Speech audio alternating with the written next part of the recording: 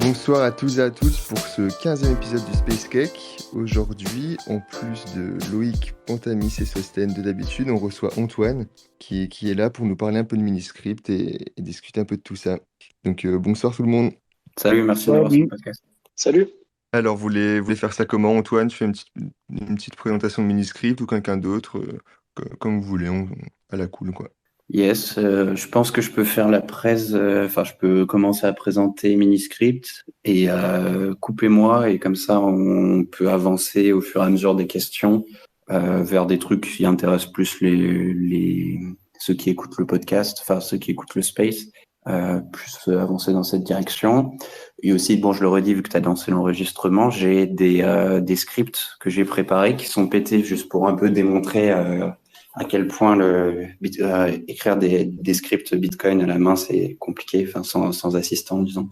Voilà, où on pourra s'amuser, essayer de trouver pourquoi est-ce que le script est pété. Ça me paraît pas mal. Et du coup, j'en profite pour préciser encore une fois que n'importe qui peut poser des questions. N'hésitez surtout pas à demander la parole. C'est en bas à gauche si vous êtes sur Twitter mobile.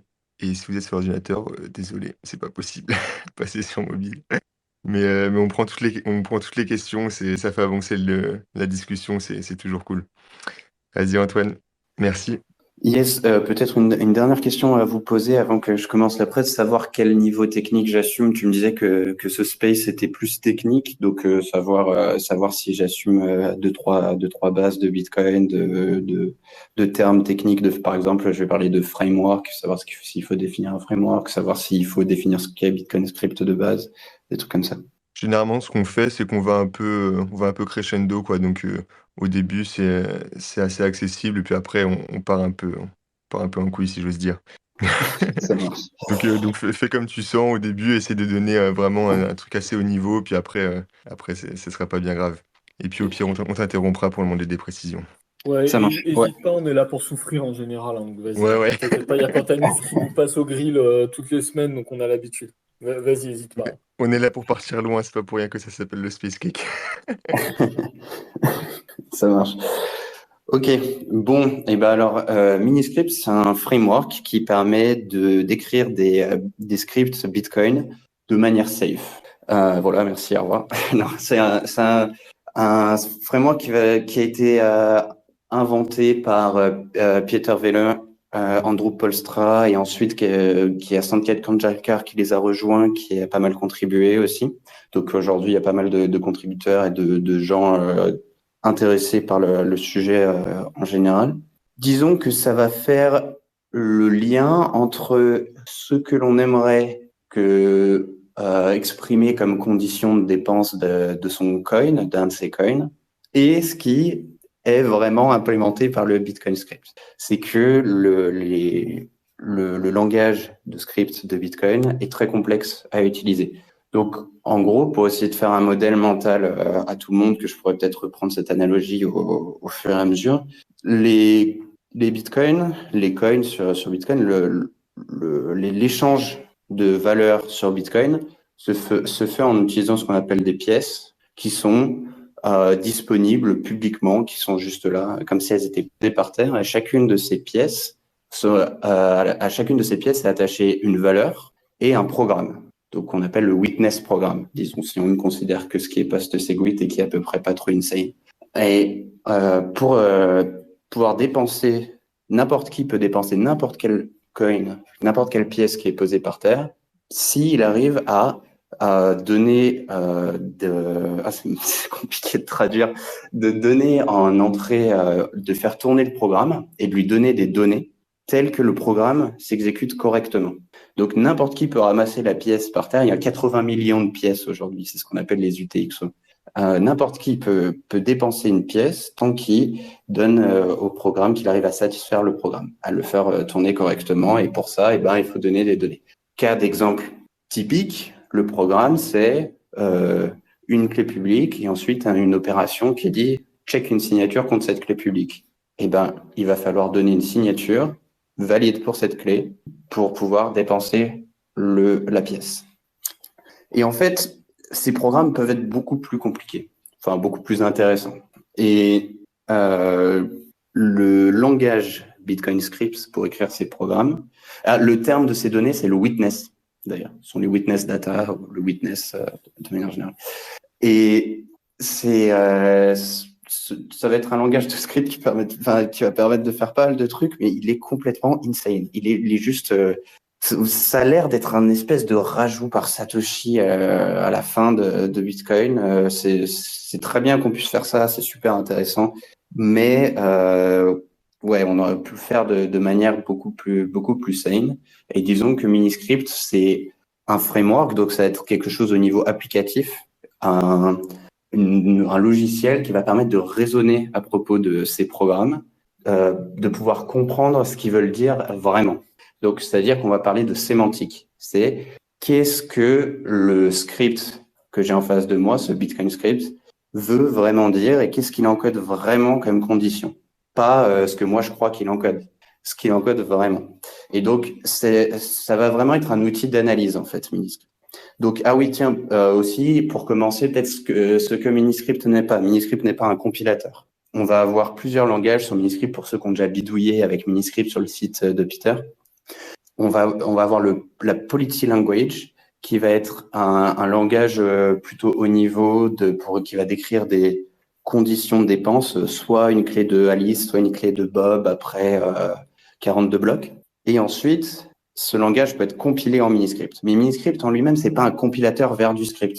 C'est-à-dire que c'est un à un avec un Bitcoin script. Du Bitcoin script, on peut aller en Miniscript, et du Miniscript, on peut aller à un Bitcoin script, mais ce sera toujours le même. Enfin, ça dépend du sens. Mais bref, gardez en tête que on va pas compiler un Miniscript en Bitcoin script. Et qu'est-ce que je disais? Ouais, en gros, ça va être un outil d'analyse et qui va avoir deux propriétés fondamentales pour de l'analyse. Le premier, c'est la soundness. Donc, il va être consensus sound. Donc, il va être, je saurais pas comment, de consensus.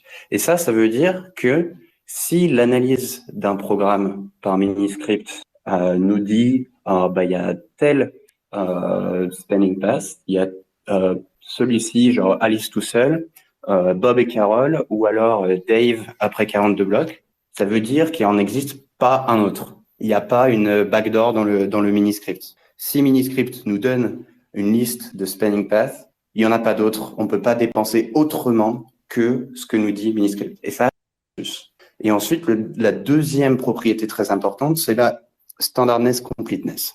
Ça veut dire qu'il va être complet par les règles de standardness. Les règles de standardness sont des règles un petit peu plus strictes que les règles de consensus qui sont enforcées par la plupart des...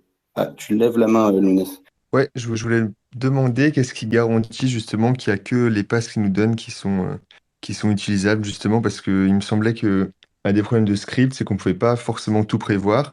On pouvait vérifier que ça marchait bien pour les cas auxquels on pensait, mais pas que ça marchait aussi pour les cas auxquels on n'a pas pensé. Et du coup, qu'est-ce qui fait que on peut entre guillemets tout prévoir avec Miniscript, quoi. Ouais, exactement. Bah, c'est tout le projet de Miniscript, c'est de permettre ça. Il n'y a pas de solution magique et si ça te dérange pas, je pense que je vais rentrer sur le comment après avoir défini le pourquoi et l'objectif de Miniscript. Là, je voulais définir qu'est-ce qu'on veut faire, où est-ce qu'on veut aller et après sur le comment on va aller, comment on va réussir à avoir ces propriétés. Mais en réponse rapide, il n'y a rien de magique en soi. Pour la soundness, on va juste essayer de raisonner à propos de petits fragments et de les combiner entre eux afin d'être sûr que les propriétés marchent.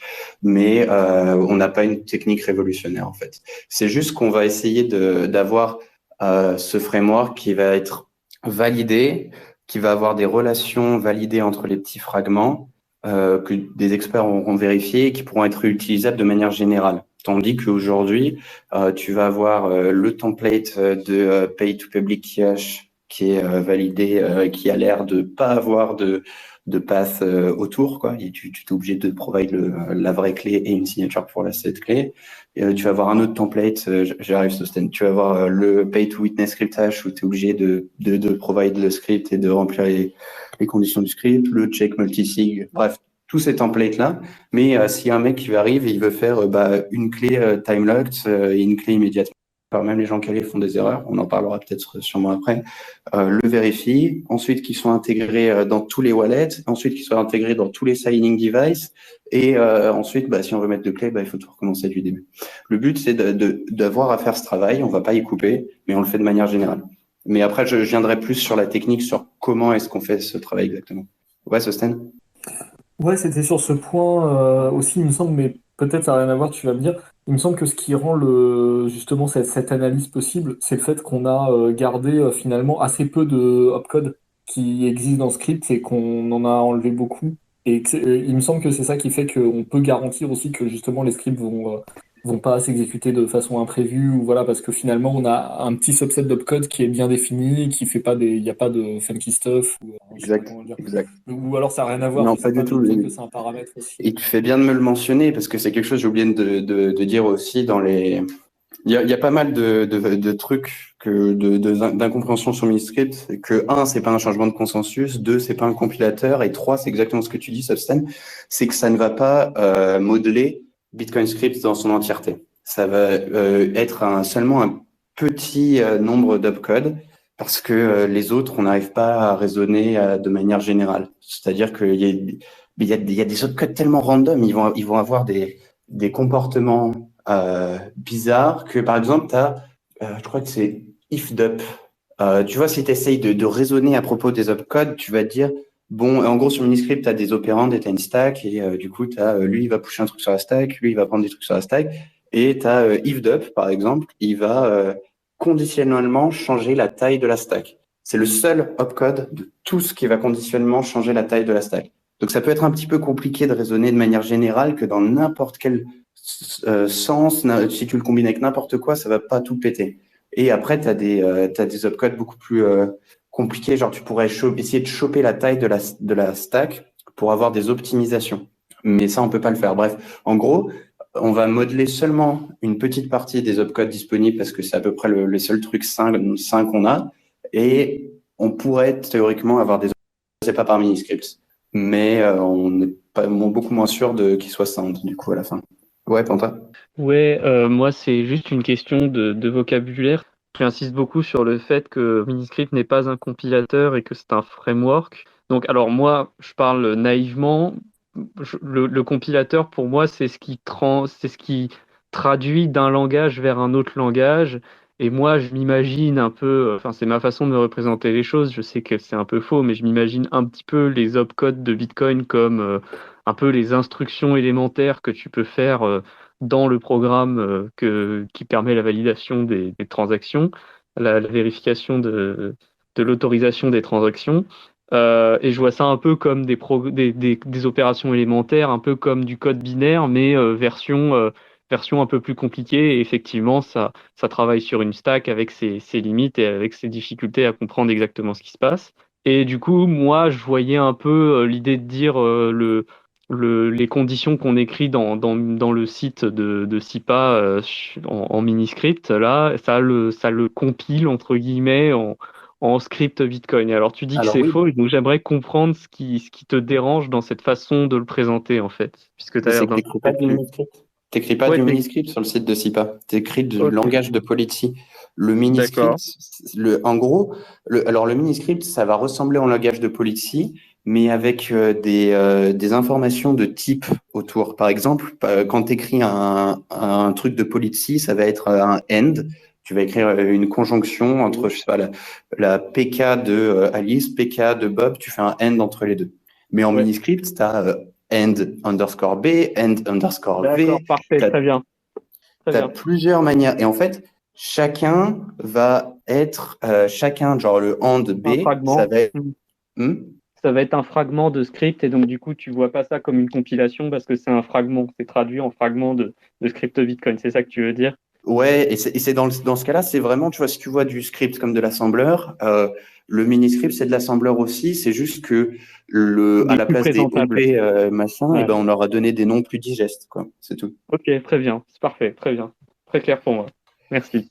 De rien. Du coup, je sais plus si j'allais expliquer la completeness. Du coup, les deux propriétés. Que ça soit sound, que t'as pas de d'autres moyens de dépenser un script que ce que tu crois et ce que Miniscript te dit.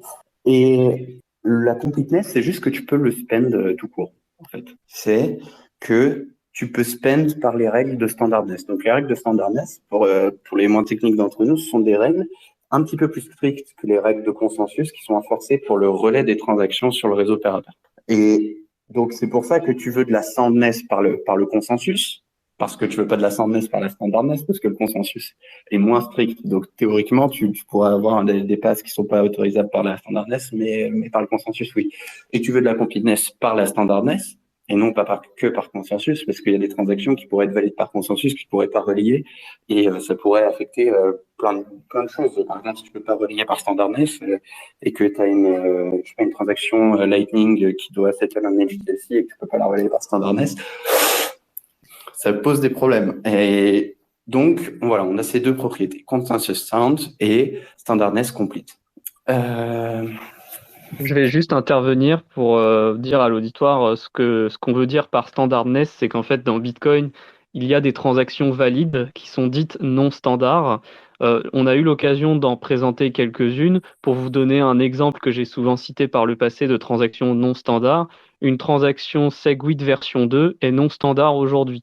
C'est-à-dire que un nœud Bitcoin ne vous laissera pas faire une telle transaction. Déjà, il ne vous laissera pas la construire directement avec l'interface en ligne de commande déjà.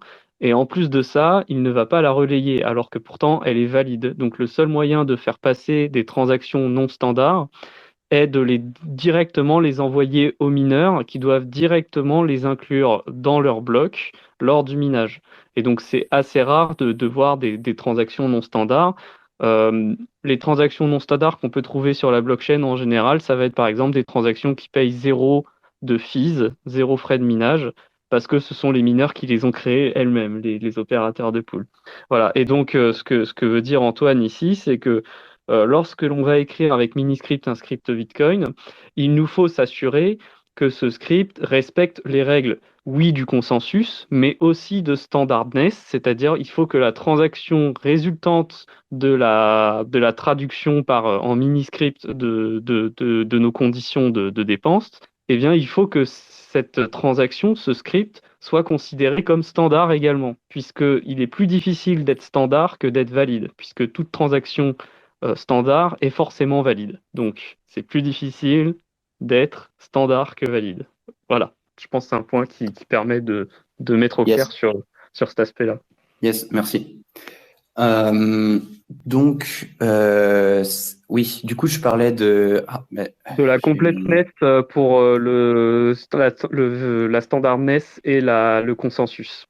Tu parlais du fait que tu garantissais avec Miniscript la completeness à la fois au niveau de la standardness et au niveau du consensus. Et du coup, il y a ces propriétés qui sont primordiales que Miniscript va analyser, donc les conditions de dépense, mais il va nous permettre d'analyser aussi plus de choses. Donc, par exemple, le coût en ressources, genre la taille du witness de la transaction de dépense d'un script. Ça, c'est assez important. Par exemple, si on pense encore une fois à Lightning ou à d'autres protocoles qui vont avoir besoin qu'une transaction présignée soit confirmée assez vite dans le futur, on peut jouer plein de jeux pour empêcher des transactions présignées de confirmer. Ça s'appelle du pinning généralement. Il y a beaucoup d'attaques de cette manière. Et une des manières de faire ça, c'est d'augmenter la taille du witness de la transaction de dépense.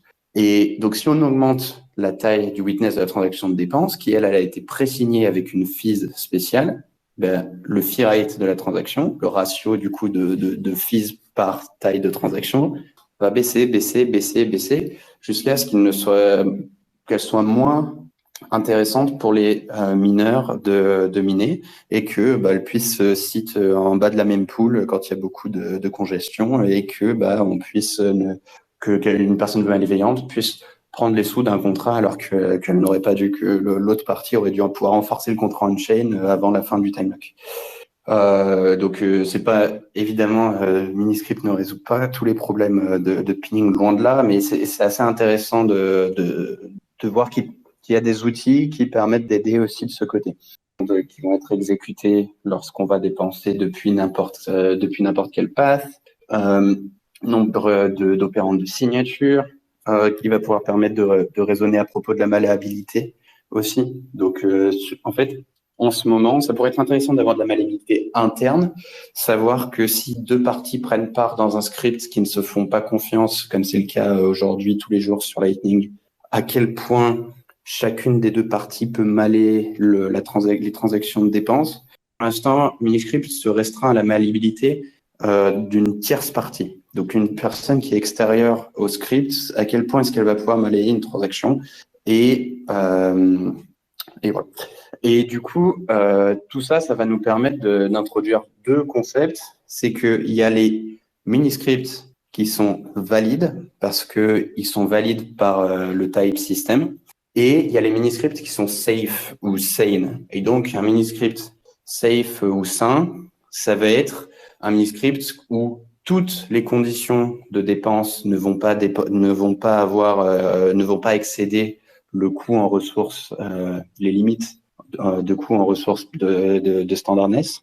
Donc, par exemple, on peut avoir que jusqu'à 100 items sur de witness data. Le witness, c'est une stack, c'est une pile avec des données qui sont empilées les unes sur les autres. Si cette stack, elle fait plus de 100 éléments, eh ben, la transaction n'est pas standard. Et donc, Miniscript va pouvoir vous dire aucun des spending paths qui sont disponibles dans ce programme ne requiert une stack supérieure à 100. Et donc, ça veut dire que si trois parties prennent part d'un script, si chacune des trois parties l'analyse avec Miniscript, si Miniscript dit « OK, c'est bon, c'est safe », ça veut dire qu'ils vont pas se faire bloquer, genre ils sont pas dans un script bizarre où en fait les deux autres peuvent dépenser, mais eux, ils peuvent jamais dépenser, ils sont coincés. Aussi, ça sera un script qui ne sera pas malléable. Et attendez, j'avais une note. Ouais, voilà. Qui sera valide, non malléable, qui n'a pas de mix de time lock, qui n'a pas de clé dupliquée. Et voilà, et les maximums de ressources par standardness ne dépassent pas les maximums de limites de standardness sur la consommation des ressources. Pour les clés dupliquées. Ouais, vas-y. Ouais, justement, là, j'ai une question sur pourquoi il y a ce critère sur les clés dupliquées. Je comprends pas très bien quel est le risque avec le fait d'avoir des clés publiques dupliquées dans plusieurs spending paths possibles. Bah, c'est compliqué de raisonner à propos de la malléabilité parce que les signatures peuvent être replay. Les signatures ne committent pas à une seule partie. Quand tu signes, tu committes pas à une seule partie du script vu qu'on n'utilise pas de code d'opcode separator. Du coup, bah, elles peuvent être répliquées de à gauche ou à droite et du coup, tu sais jamais trop quelles conditions ça va ouvrir. Donc, plutôt que de s'ouvrir à une analyse qui serait très, très complexe, voire plus que ça, on restreint juste à ne pas avoir de clé dupliquée parce que tu peux toujours générer une nouvelle clé, ça coûte rien. Ok, d'accord. Donc, c'est pour éviter de la malléabilité sur les signatures, c'est ça? Pour éviter de le pouvoir replay des d'une signatures. signature. C'est pour éviter qu'une signature puisse être utilisée pour deux chemins de dépenses différents et que du coup, ça fasse de la malléabilité externe potentielle, c'est ça? Bah, c'est pas externe dans ce cas-là, mais du coup, oui, c'est pour raisonner à propos de. Ouais. C'est juste parce que les signatures peuvent être triplées, quoi. Ok. Et pour les time lock mix, donc sur Bitcoin, on a des time lock relatifs, des time lock absolus. Pour les deux types de time lock, ce qui se passe, c'est que le programme, les opérandes dans le script, ce qu'elles font, c'est que l'enforcement des time locks, il est indirect. C'est que les opérandes dans le script, elles vont bloquer une partie de la transaction de dépense, presque comme un covenant avec de l'introspection pour les amateurs. Et elles vont bloquer une valeur ou la fixer à une certaine valeur. Donc, pour les time locks relatifs, elles vont fixer la sequence des inputs. Et pour les time locks absolus, elles vont fixer le n-lock time de la transaction de dépense. Et du coup, si elles le fixent, eh ben, le n-lock time a un meaning par consensus qui dit que la byte ou un certain timestamp. Et pareil pour la condition, pour la n sequence, mais relativement au coin que cet input dépense. Et ce qu'il y a, c'est que chacun de ces deux champs sur la transaction de dépense peut être exprimé à la fois en secondes, en timestamp, et à la fois, enfin en multiples de secondes, et à la fois en block height, mais pas les deux en même temps. Et donc techniquement, on pourrait avoir un mini-script qui serait soit bêtement 3 sur 3 entre une clé, un time lock en seconde et un time lock en bloc, et qui serait indépensable parce qu'il requerrait une transaction qui a mis son champ de time lock, que ce soit le unlock time ou la sequence, à la fois en mode seconde et à la fois en mode height. Donc c'est pas possible, c'est juste indépensable. Donc c'est un bon moyen de bloquer ces coils aussi en utilisant des Bitcoin scripts à la main. Et donc Miniscript va juste dire c'est valide par type, parce que le type system, on va pas enforcer ça dans le type system, mais c'est un script pas simple en fait, vous avez juste bloqué vos coils. Mauvaise idée. Voilà, du coup, en fait, je suis un peu ma présentation. J'ai repris mes slides de la présentation que j'avais fait à Biarritz. Donc là, j'ai une slide de récap. Miniscript, c'est un framework pour écrire des scripts de manière safe. On analyse de manière statique. Ça aussi, c'est important, c'est qu'on n'a pas besoin de faire tourner le mini-script. On n'a pas besoin de faire tourner le script. On peut juste l'analyser statiquement des features de safety. On a ce concept de validité par le type system et ce concept de sanité. Nous donne des garanties, du coup garanties de soundness et de completeness sur lesquelles on a déjà pas mal passé de temps. Est-ce qu'il y en a qui ont des questions jusque-là dans l'audience plus large, ceux qui nous ont rejoints peut-être un peu plus tard aussi, on peut répéter un ou deux trucs si vous avez besoin. Oui, je vais juste faire un commentaire sur ce qu'on appelle l'analyse statique et l'analyse au runtime. Donc effectivement, ce que tu dis, c'est que Miniscript fait une analyse statique, c'est-à-dire que c'est pas vraiment parce qu'il y a eu une question de Marco dans le chat sur est-ce que Miniscript aura une preuve formelle. Donc, je pense qu'il parle de preuve formelle de la soundness ou de la completeness standard ou consensus. Mais en fait, un truc qui est intéressant, c'est qu'en fait, il y a tout un travail sur justement ce qu'on appelle l'analyse statique. Donc, l'analyse statique, c'est regarder un code et essayer de comprendre ce qu'il fait avant même qu'il tourne. Et quelque part, c'est ce que fait un peu un compilateur quand il cherche avant de transformer le code en un exécutable, il fait une analyse de ce que fait le code pour faire diverses optimisations ou des choses de ce type-là. Et donc, ce qu'on appelle l'analyse statique, c'est la lecture du code source un petit peu quelque part. C'est la lecture du code et essayer d'en déduire toutes les façons qu'il a de pouvoir être exécuté.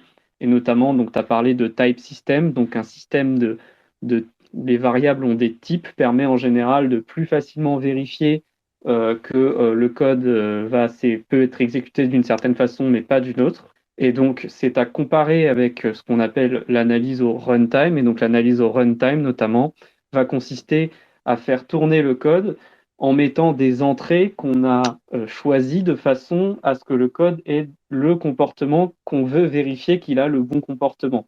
Donc, des tests où on va mettre des données en entrée dont on sait qu'elles vont provoquer normalement telle chose sur le code. Et donc, l'avantage et chacune de ces deux analyses a ses avantages et inconvénients.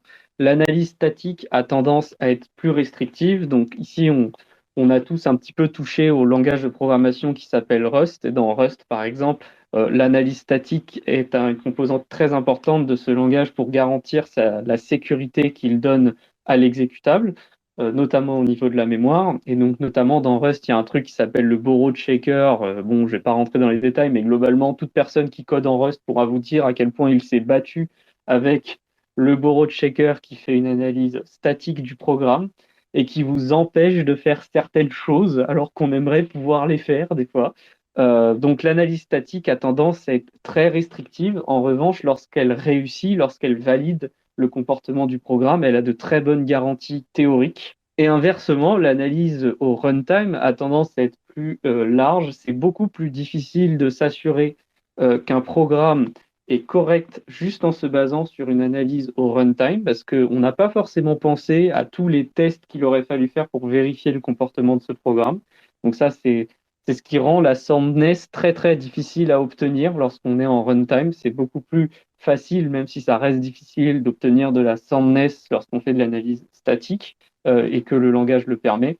En revanche, il existe des codes qui, bien que valides à l'analyse au runtime, ne peuvent pas être considérés comme valides par l'analyse statique. Et donc, c'est l'avantage de ces inconvénients. L'analyse statique est très restrictive, mais elle a de très bonnes garanties lorsqu'elle réussit. Et l'analyse dynamique, donc au runtime, elle est plus générale, elle peut couvrir plus de code, mais par contre, les garanties sont beaucoup plus faibles. C'est beaucoup plus difficile d'être convaincu d'un code lorsqu'on a fait une analyse dynamique de celui-ci et non statique. Et donc, quand on parle de preuve de programme, en général, on parle de preuve de programme statique, c'est-à-dire on a analysé le code. On ne peut pas vraiment prouver qu'un programme fonctionne en runtime, en dynamique. Je ne dis pas que c'est impossible, mais je ne pense pas que ça ait la même force que de l'analyse, de la preuve formelle via une analyse statique, où là, on peut garantir beaucoup plus de choses. Alors, je vois qu'il a quitté le space, donc il a dû avoir un autre problème de Non, sinon je suis connexion. de retour. Ah, parfait. Je te vois pas dans la liste. C'est ça qui est. Ah, voilà, ça y est. Voilà. Donc, je sais pas si tu es d'accord avec ce que je dis, mais voilà, je pense que c'est une précision qui peut intéresser une partie de l'auditoire qui a pas forcément beaucoup eu à Ouais, faire ce genre de considération. ouais, Voilà. S'il y a. ce qui est intéressant aussi de noter, c'est que avec une analyse où on ferait tourner le code, on ne peut s'assurer que de la completeness. C'est-à-dire que si je sais ce que je veux comme sémantique dans le script, c'est que je veux mon spending pass 1, 2 et 3. Je peux toujours écrire des functional tests qui vont faire exécuter ces scripts sur un rec test. Et je vais tester que je peux bien dépenser par le spending path 1, 2 et 3. Et ça, c'est possible. Mais par contre, ça ne me dit rien par rapport à est-ce qu'il n'en existe pas un quatrième qui ne saurait pas ce que j'ai demandé. Donc, on va être obligé pour de la soundness, et ça va arriver en lien avec la réponse que je vais faire à Marco, on va être obligé de se reposer soit sur une preuve formelle, comme disait Marco, mais au final, soit sur une analyse du code statiquement, quoi. D'être sûr que cette opération fait bien ça et que du coup la combinaison de ces deux opérations va bien faire ça et pas autre chose, et ça va pas ouvrir une backdoor comme avec tout système. Et en fait, Pour donner. plus tu vas avoir de trucs, plus ça va être Ouais. complexe.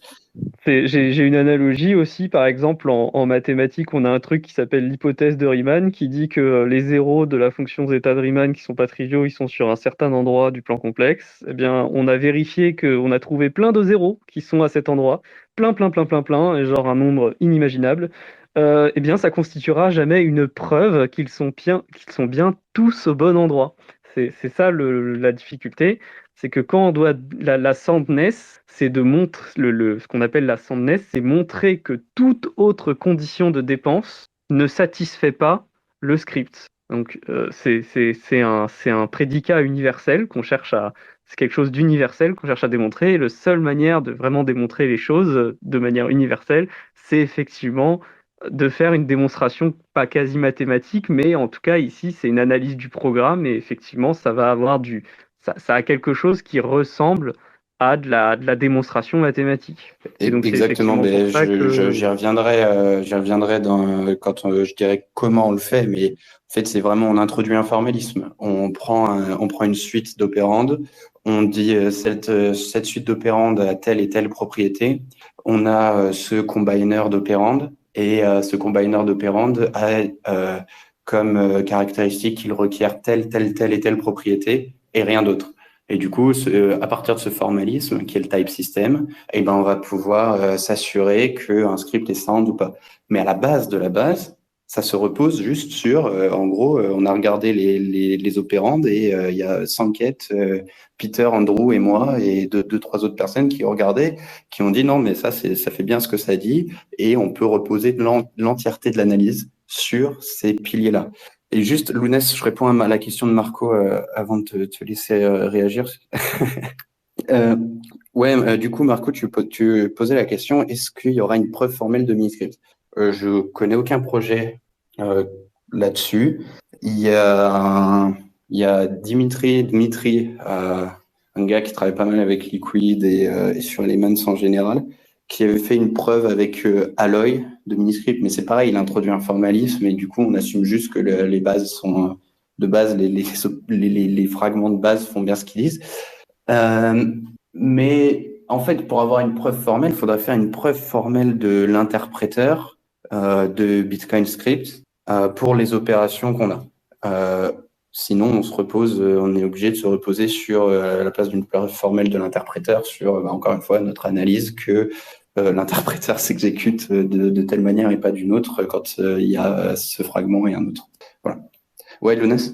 Ouais, moi c'était une toute autre question. C'est Gilles qui s'étonnait que des timelocks puissent s'exprimer en secondes et qui se demandait si c'était pas dangereux et qui fait la référence de temps dans ces cas-là. J'ai pas compris la question. Euh, ouais, c'est Gilles qui s'étonne qu'un timelock puisse être exprimé en secondes Ah oui, et qui se peut-être que la demande référence si de c'est temps, pas c'est que t'as dangereux. un bit, les champs, ce sont des entiers sur 32 bits. Et du coup, tu as un des bits. Quand il est à 1, et ben, ça veut dire que le champ doit s'interpréter comme étant un timestamp. Quand il est à 0, ça s'interprète comme une block height. Ouais, Mais il, j'en avais parlé de ça. ouais, Pour mais il disait surtout ça au niveau de...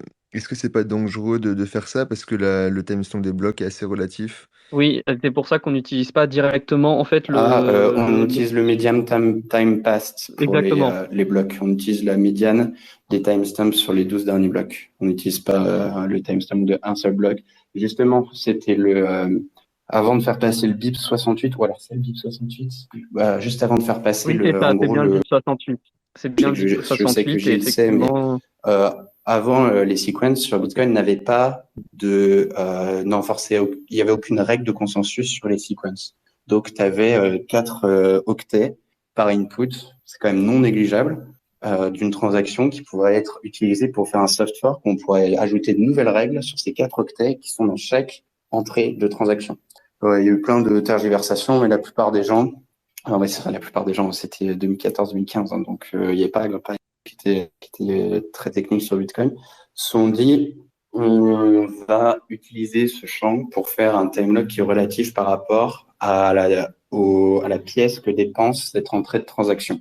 Et donc, on va utiliser la sequence. Et avant de faire ce changement de consensus, vu qu'ils voulaient avoir la même propriété que le nlock time qui était déjà là, soit en timestamp, soit en block height, ils se sont dit faut déjà qu'on change la règle de timestamp pour les log time à être sur une MTP, median time passed, plutôt que sur le dead time lock du bloc.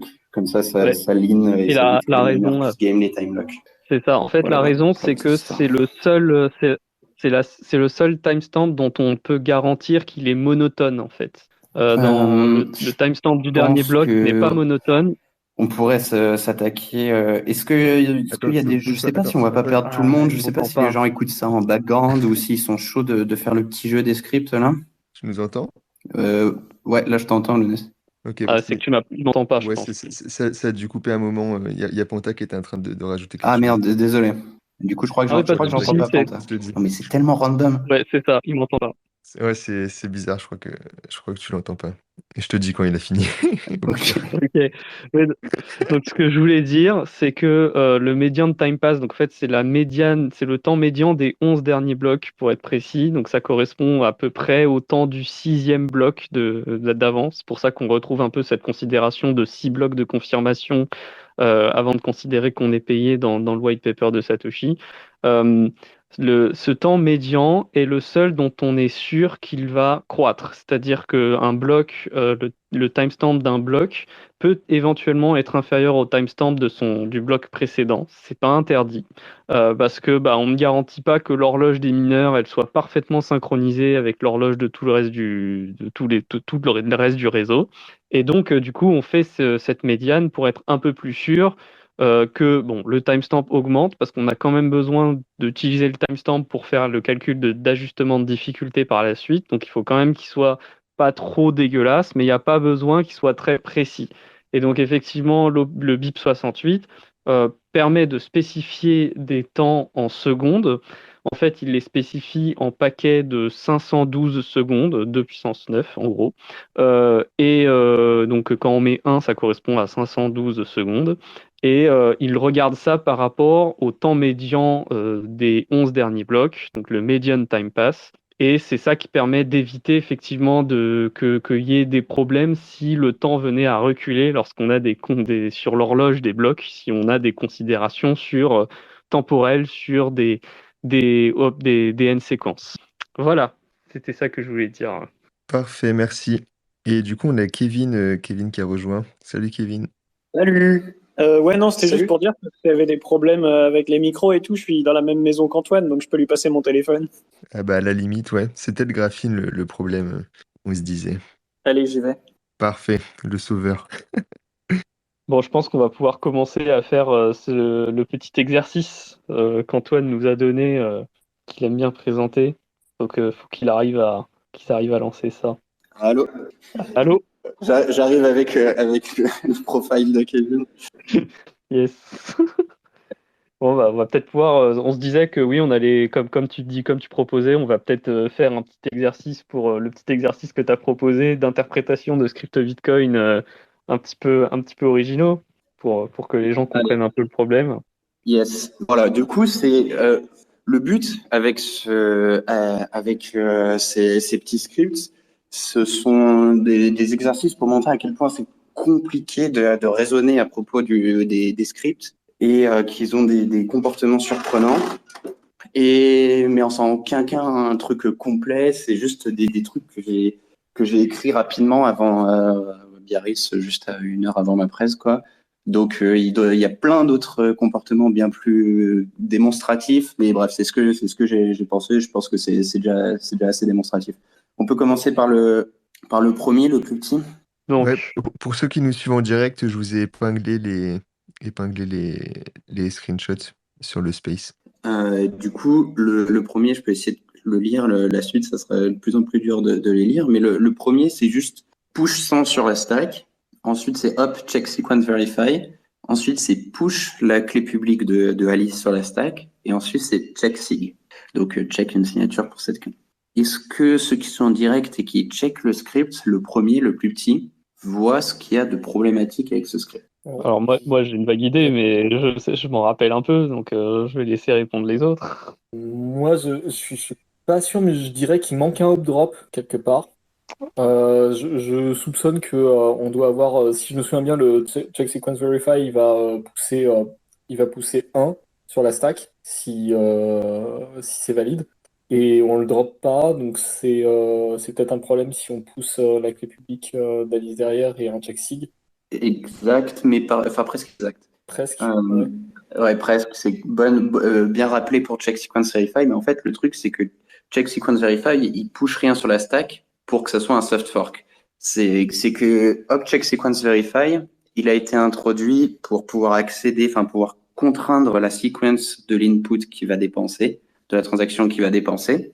Et il a été introduit à partir des hop-nop introduits par Satoshi. Mais le concept des hop-nop, il n'était pas très très bien pensé, c'est-à-dire qu'en fait, on va pouvoir faire un soft fork uniquement si le nop ne touche pas la stack.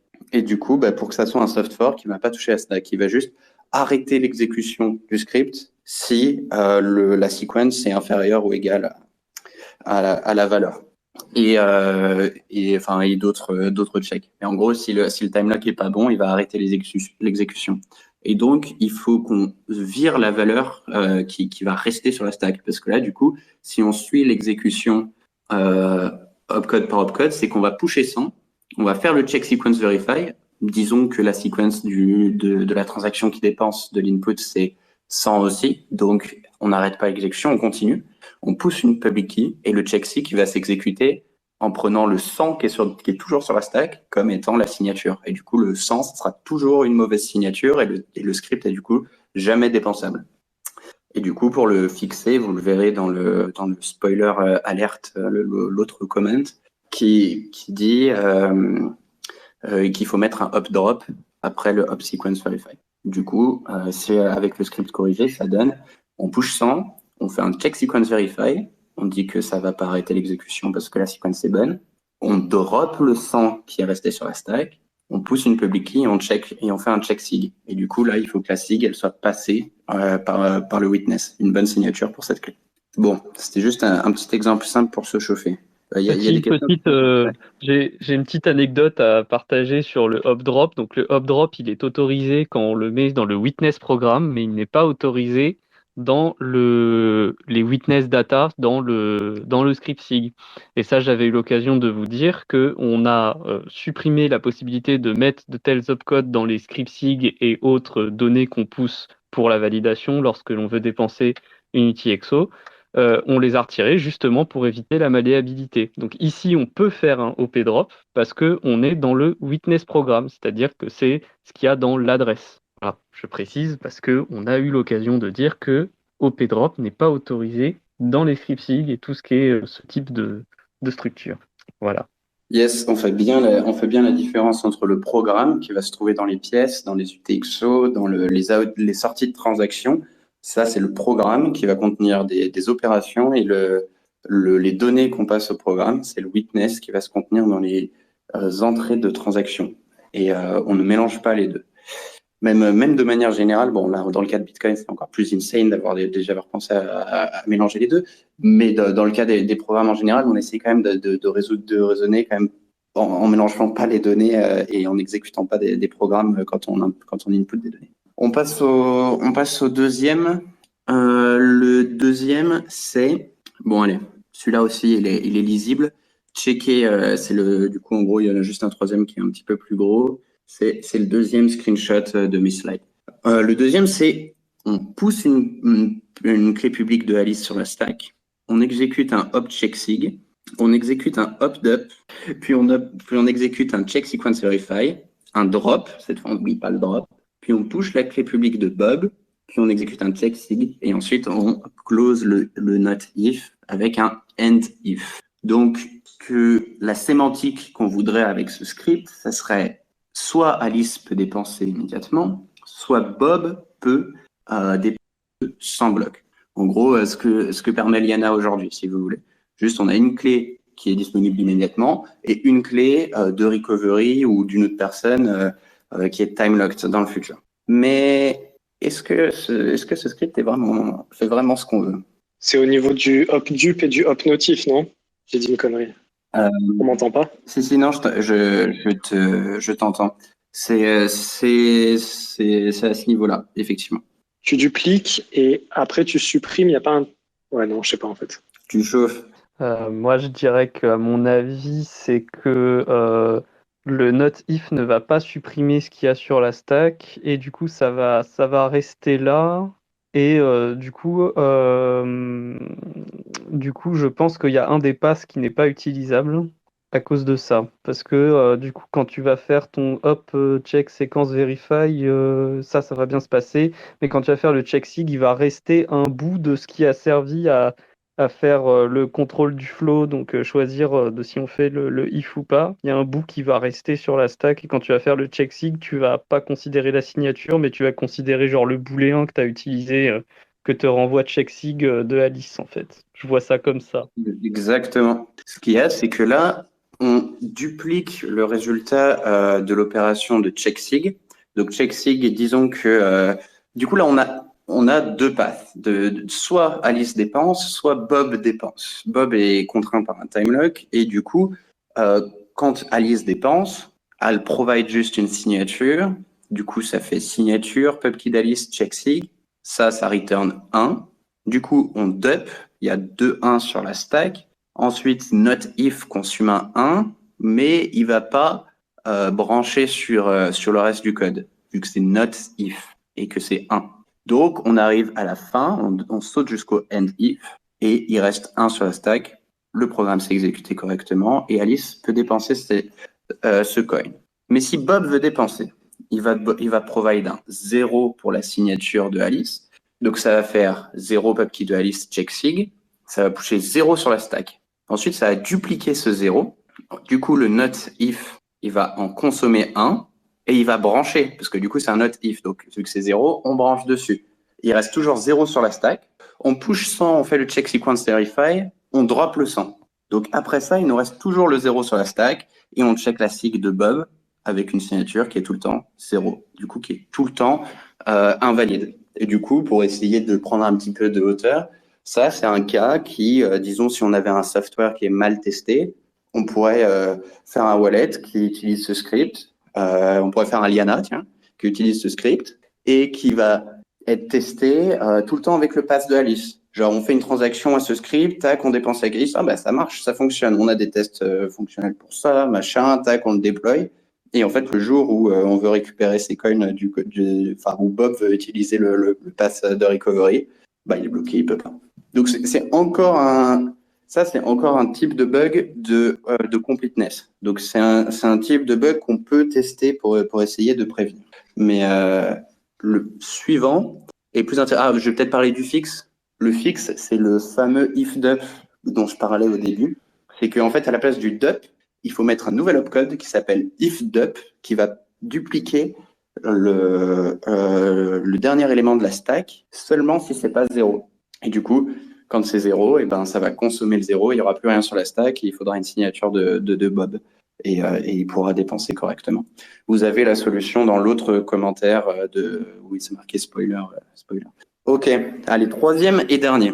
Celui-là, il est un petit peu plus compliqué, et encore, il n'est pas énorme. Hein. Juste qu'on se rende compte que plus ça va, plus c'est compliqué. Ça augmente, la complexité augmente vraiment très, très, très vite de Bitcoin Script. Parce que tu as plein de trucs qui vont commencer à rentrer en clash les uns avec les autres, de tout penser en même temps. Du coup, ce troisième, c'est... on va peut-être parler, plutôt que de le lire là, à haute voix, ceux qui l'ont sous les yeux peuvent le lire. Et moi, je vais plutôt parler de la sémantique du script. Là, ce qui se passe, c'est qu'à la fin, on a un 3 equal. Donc, on va checker que quelque chose est égal à 3. Et on a ces 4 espèces de fragments. Une fois, on check une signature. Une deuxième fois, on check une signature. Une troisième fois, on check une signature. Quatrième fois, on check un time lock. Et après, on fait un 3 hop equal. Et en fait, à chaque fois qu'on check la sig, ben, ça va pusher 1 au 0. 1 au 0 et ça se add après. Donc, en fait, on a un espèce d'accumulateur où ça va faire, s'il y a une check sig, ça va faire 1. S'il y a un deuxième check sig qui est valide, ça va faire 2. Si on a 3 de sig qui sont valides, ça va faire 3. Et après, si les 3 sont donnés, à la fin, on va avoir un hop add, 3 equal, et du coup, ça va retourner 1 et on va bien pouvoir dépenser. Mais si on provide que 2 signatures, et ben ça va faire 2 equal à 3, ça va pas marcher. Si on satisfait seulement le time lock et une seule clé, ça va marcher, mais ça va pas marcher. Mais si on satisfait le time lock et qu'on provide 2 clés, ça va marcher. Donc c'est un threshold en fait, c'est un seuil, c'est que on a 4 policies différentes et on a besoin de 3 de ces 4 policies pour être dépensable, pour dépenser ce coin. Donc c'est ce que encode ce script. Quoique, est-ce que c'est vraiment ce que encode ce script? Enfin, moi, je connais la réponse parce que ça m'avait marqué à Surfing quand tu l'avais montré, mais j'avais intuité le problème un petit peu, et effectivement, après, pour donner la réponse précise qui permet de montrer que ça va pas, c'est un peu plus compliqué, mais je m'en rappelle, donc je vais rien dire, mais oui, dans l'esprit, c'est une addition on compte le nombre de conditions qu'on a satisfaites, et une fois qu'on les a comptées, on vérifie que c'est au moins que c'est égal à 3 exactement. Et qu'est-ce qui pourrait mal se passer? Voilà, faut réfléchir.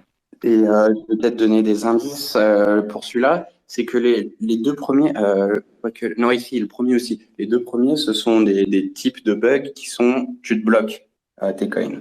Celui-ci, c'est un type de bug, tu te fais voler tes coins. C'est un problème de soundness. C'est-à-dire il y a un moyen de dépenser ce script sans satisfaire aucune des conditions. Sans donner aucune signature, je peux satisfaire ce script et du coup, entre guillemets, voler les coins, parce que l'intention des personnes qui ont mis des clés dans ce script, elles pensaient que il était protégé par 3 sur 4 de 3 clés et un timer. Si on push rien, si on push 0 sur la stack, ça rajoute 3. Et du coup, c'est égal à. C'est pas un truc dans le genre? Si tu pushes 0 sur la stack, le premier check sig va Ah ouais, non, ça fait tout 0. Non, mais je pense que tu tiens le bon bout, effectivement. Il y a une douille où Ouais, tu pousses genre 3 merdes, 3 data, 3 ins ou quelque chose comme ça sur la stack, et puis à la fin ça fait 3 et puis ça déverrouille tout, alors que tous tes tests ont échoué, mais je ne saurais pas dire exactement non plus, mais Ah, attends. c'est obligé, c'est une douille comme ça. Open Jup. Ah, ils sont bons, hein, t'as vu, Antoine, ils sont bons, hein. Ils sont pas loin. Non, c'est. Attends. Putain, vous êtes bons, hein. Même à Si tu sortir, ils n'y push. arrivaient pas alors qu'ils avaient les scripts en face du nez. Si tu push 3 et que des mauvaises signatures, du coup, à la fin, ça te duplique 0. Il y a un 0 qui part dans le if. pas oublier les OP swap aussi qui permettent d'interchanger des trucs. Hein. Ouais. Non, mais il l'a là. Tu l'as, Lounès. Ouais, tu y es presque. Ouais, je l'ai presque. C'est ça. C'est que, en fait, les if sur Bitcoin, ils vont. Attendez. Oui, voilà. C'est qu'ils vont brancher sur. Sur n'importe quoi, pas uniquement sur 0 ou 1. Donc, c'est n'importe quelle valeur qui va s'exécuter, qui va être pas un 0, quoi, ou un 0 négatif, parce que sur Bitcoin, on a des zéros négatifs, donc 0, c'est pas seulement un vecteur d'octet que à 0. Mais juste pour faire chier, mais juste pour montrer que c'est vraiment compliqué. Mais juste pour cet exemple tout simple, ce qu'il y a, c'est que on va pouvoir provide 3 à la place du 0 pour dissatisfaire la troisième expression, qui est le time lock. La troisième expression, le time lock, c'est on exécute. Du coup, le truc du time lock, le check sequence verify, il faut comprendre que c'est dans ce truc un petit peu compliqué parce que justement, il stoppe tout le temps l'exécution. Donc, et là, dans ce cas-là, on n'a pas envie de satisfaire le time lock tout le temps. Par exemple, s'ils veulent provide 3 signatures, eh ben, il faut qu'ils aient un moyen de dissatisfaire le time lock, de dire non, je ne veux pas satisfaire le time lock, mais arrête pas l'exécution du script quand même. Donc, ce qu'on fait, c'est qu'on le fout dans un if et on passe soit 0, soit 1. Genre 0, ça veut dire je veux pas satisfaire le time lock, et 1, ça veut dire je veux le satisfaire, et par contre, si je le satisfais pas, bah, t'arrêtes l'exécution du script. Et en fait, c'est 1, on lui passe 3. Et du coup, ce qu'il y a, c'est qu'on passe 0 au premier check sig, 0 au deuxième check sig, 0 au troisième check sig, et on passe 3 pour le time lock. Et du coup, ça fait 3, ça le dump, du coup, tu as 2 fois 3 sur la stack, ça fait if, ça consomme un des 2, 3, et ensuite 42 check sequence verify, donc après 42 blocs. Seulement, c'est dépensable. Disons que la sequence a une valeur de 42, donc là, on vérifie, donc on drop le hop verify à l'effet d'un hop drop, on vire le 42 qui était resté sur la stack, on sort du if, sur le end if, on sort du if, et il nous reste toujours un 3 sur la stack. Et du coup, on add le 3 au 0, et ça fait 3 equal à 3, c'est valide, on peut dépenser, merci, au revoir. Le problème, et ça, en fait, c'est assez intéressant et je l'ai mis justement pour montrer aussi les limites de Miniscript et pour parler de soundness et des analyses, c'est un bug de Miniscript. C'est-à-dire que ça, c'est un truc auquel on n'avait pas pensé parce que on a sur Taproot, il y a une règle qui est enforcée qui est minimal if. En tant qu'argument à if, on peut seulement passer soit 0, soit 1. Et pour Segwit, c'était enforcé en standardness rule. Et ça voulait dire que si on avait cette transaction d'attaque, disons, pour prendre un petit terme stylé, si on avait cette transaction malicieuse, on n'aurait pas pu la relayer sur le network pair à pair. La plupart des nœuds auraient refusé de relayer cette transaction. Mais si on était un mineur, on aurait pu l'inclure dans un bloc, elle était valide par consensus dans le legacy Segwit, disons, dans P2WSH. Et sous Taproot, c'est plus le cas. Sous Taproot, elle serait invalide par consensus. Donc sous Taproot, on n'est pas obligé. On peut, ce script sera invalide et du coup, on peut ne pas avoir de fixe à ce script. Mais là, du coup, dans l'ancien système de script, sous Segwit V0, eh ben, il faut rajouter un hop 0 not equal après le endif qui va, disons, cast le 3 en un booléen. Dans tous les cas, si c'est une valeur positive, ça en sort un 1. Si c'est une valeur négative, ça en sort un 0. Et du coup, il n'y aura pas moyen de trick l'accumulateur à croire que vu que tu as satisfait qu'une seule des 4 conditions, et ben, tu en as satisfait 3. Non, chaque condition t'en satisfait soit 0, soit 1. Bon, c'est un petit peu tricky, hein, surtout sur un space comme ça. Et pour les gens qui écoutent, sachez que c'était le moment le plus technique sûrement de l'épisode. Mais ça nous fait un bon lien. Je vais continuer de parler. Stoppez-moi si vous avez des questions ou si vous voulez intervenir là-dessus ou même des commentaires comme Pantamis fait depuis tout à l'heure pour ajouter à ce que je dis. Yes. Ouais, du coup, j'en profite. On avait fait un Space Cake sur Segwit et j'avais eu l'occasion de parler du fait que dans Bitcoin, il y a une sorte de ce que j'appelle une stackception. Donc, c'est genre des stacks dans les stacks. Donc, par exemple, on avait parlé de Pay to Script hash qui, en fait, quand l'équivalent du witness program, et donc le script pubkey commence par prendre le hash de quelque chose, eh bien, c'était réinterprété comme un pay to script hash. Et donc, en fait, il fallait mettre un script et c'était en fait le hash du script. Et en fait, le script, on le revalidait dans une nouvelle stack Bitcoin. Et dans SegWit, on a un petit peu la même chose, puisque quand le script pubkey commence par un nombre qui est entre 0 et 16, c'est interprété comme du SegWit. Et donc, la suite sera le witness programme et notamment le hash du script qui est potentiellement utilisé ou le hash de la clé publique. Et donc, du coup, on recrée une nouvelle stack. Et donc, voilà, c'est ce que tu dis ici dans Taproot, que Taproot, on n'interprète pas le OP-IF de la même façon que dans SegWit V0. Et là non plus, dans SegWit V0, on n'interprète pas le OP-IF de la même façon sur le critère de standardisation des transactions que dans Pay-to-Script-Hash. Et même dans Pay-to-Script-Hash, on peut encore interpréter les choses différemment de la stack originelle de Bitcoin. Donc, j'avais parlé du fait que dans Bitcoin, il y a des genres de stacks qui viennent dans les stacks en permanence, en fait, aujourd'hui, et que tout ça, c'était un système qui était fait qui était fait comme ça pour que justement on puisse faire des soft forks. Et donc, bien là, ce que tu décris, c'est le comportement de la stack associée à Taproot, donc SegWit version 1, versus la stack associée à SegWit version 0. Et donc, c'est deux stacks qui sont pas exactement équivalentes. Voilà. Sur même les mêmes opcodes, s'interprètent pas pareil. Donc, ça rejoint un petit peu ce que tu disais sur le fait que quand on veut faire une preuve formelle sur Bitcoin, c'est compliqué parce que même les opcodes eux-mêmes, c'est très difficile de savoir exactement quel est leur comportement parce que leur comportement peut être différent selon la stack qu'on est actuellement en train d'utiliser dans nos coins. Voilà. Petit détail quand même, mais c'était important. Ouais, Sosten? Je me permets de profiter de ce petit blanc. Moi, je vais devoir vous laisser là. Donc, merci d'Arrosior. Enfin, voilà, c'est toujours cool de parler de script. Hein, enfin, ça fait c'est vrai que le format Space, c'est pas peut-être pas idéal pour ça, mais ça fait quand même plaisir. Voilà, donc là, finissez bien. Je sens que vous êtes bien parti pour aller jusqu'à 1h du mat là. Donc amusez-vous bien, puis j'écouterai la fin probablement après quand ça sera diffusé. Voilà, bonne soirée. Bonne soirée, Ciao, Sosten. bonne soirée, Sosten. Ciao, bye bye. Est-ce que Antoine est encore là? Ouais, je l'entends pas. Ah, non. Je suis Bonne encore soirée, là. Sosten. Salut Sosten, merci d'être venu. À plus. Ouais, je suis encore là avec un setup de l'extrême. Là. Ça y est, je pense que ça va être mieux. Mais par contre, je vais pas rester jusqu'à 1h du matin. Ouais, je l'entends. Ah, non. Bonne soirée. Salut Sosten, merci. On l'entend bien, ton setup de l'extrême. Il nous illustre les stacks dans les stacks. Putain, mais j'ai beaucoup de délai en fait, je viens de voir. Parce que j'ai mis le son sur mon PC et le micro sur l'application. Mais putain, le système D quoi.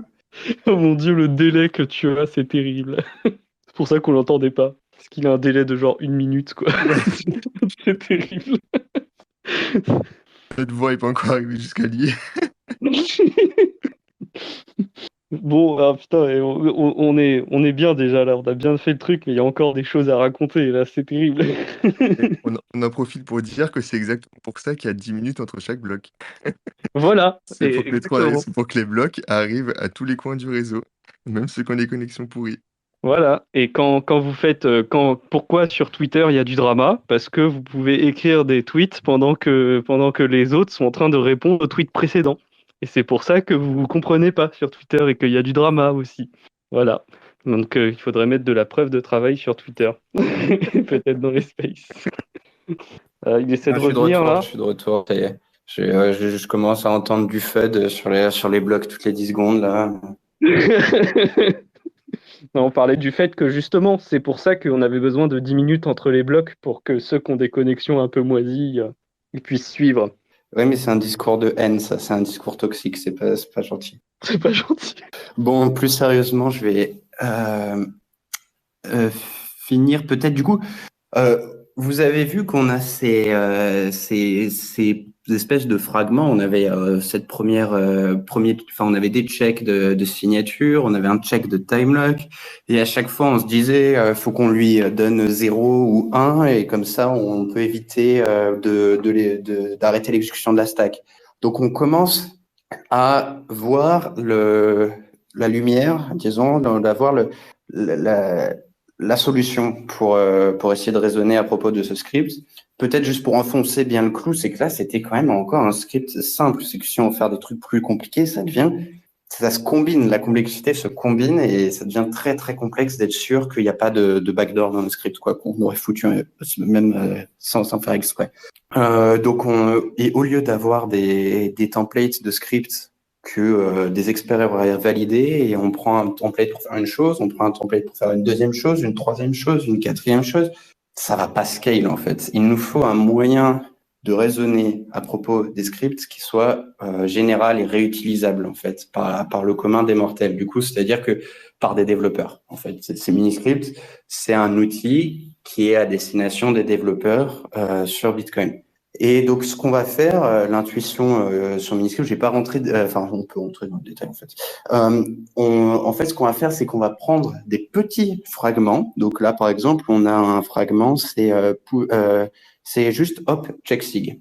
On sait que ce fragment, il prend deux éléments de la stack, check une signature, et il pousse tout le temps soit 0, soit 1. Peu importe ce qu'il arrive, il va tout le temps pousser soit 0, soit 1.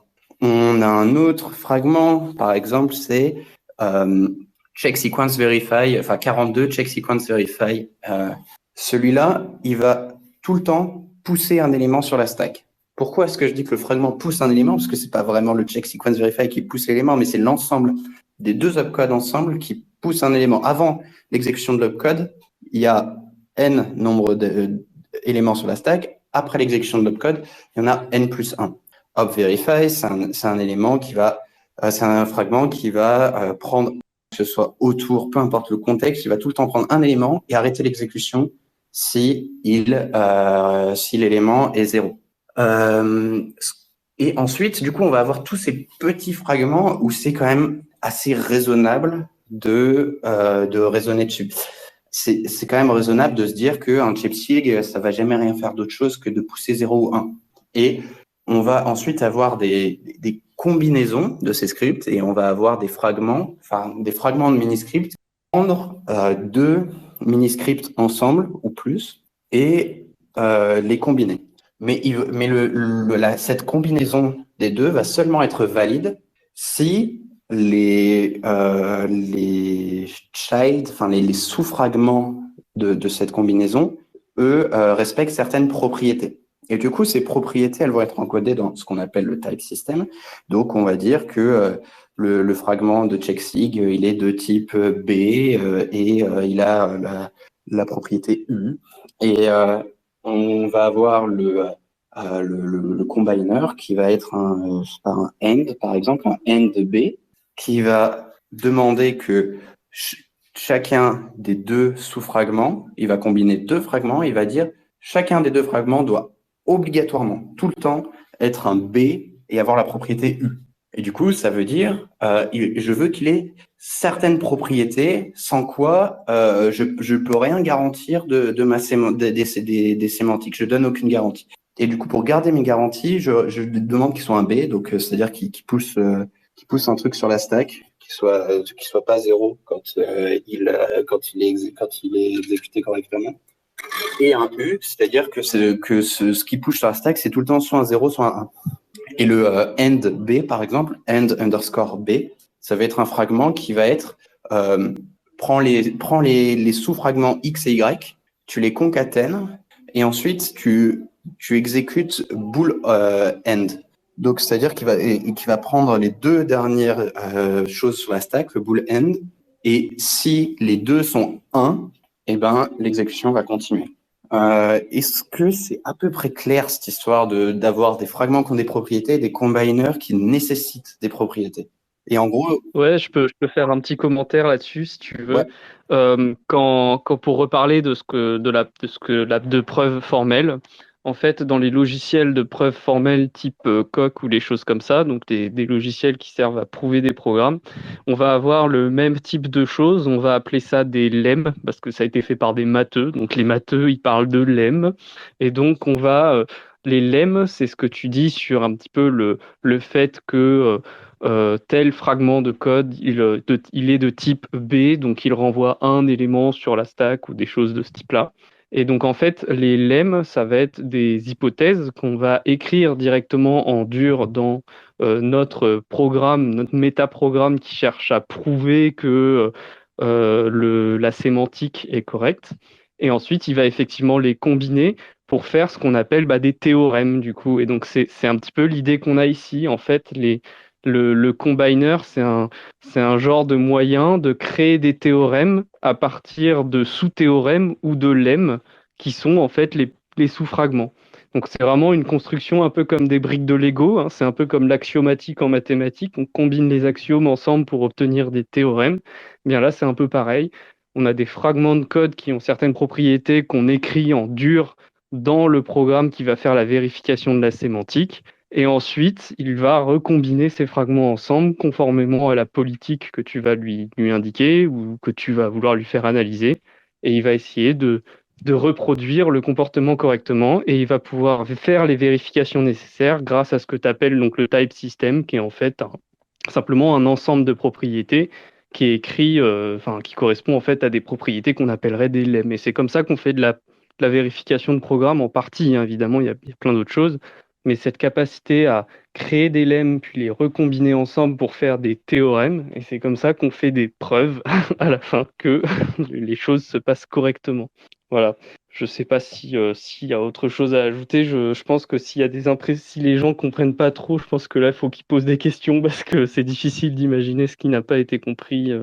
Après, faut regarder sur la présentation de Miniscript sur le site de SIPA, donc bitcoin.sipa.be /miniscript ou des choses de ce type-là. Je pense que tu avais partagé des liens, Lounès, et je sais pas si ça redirige sur ça.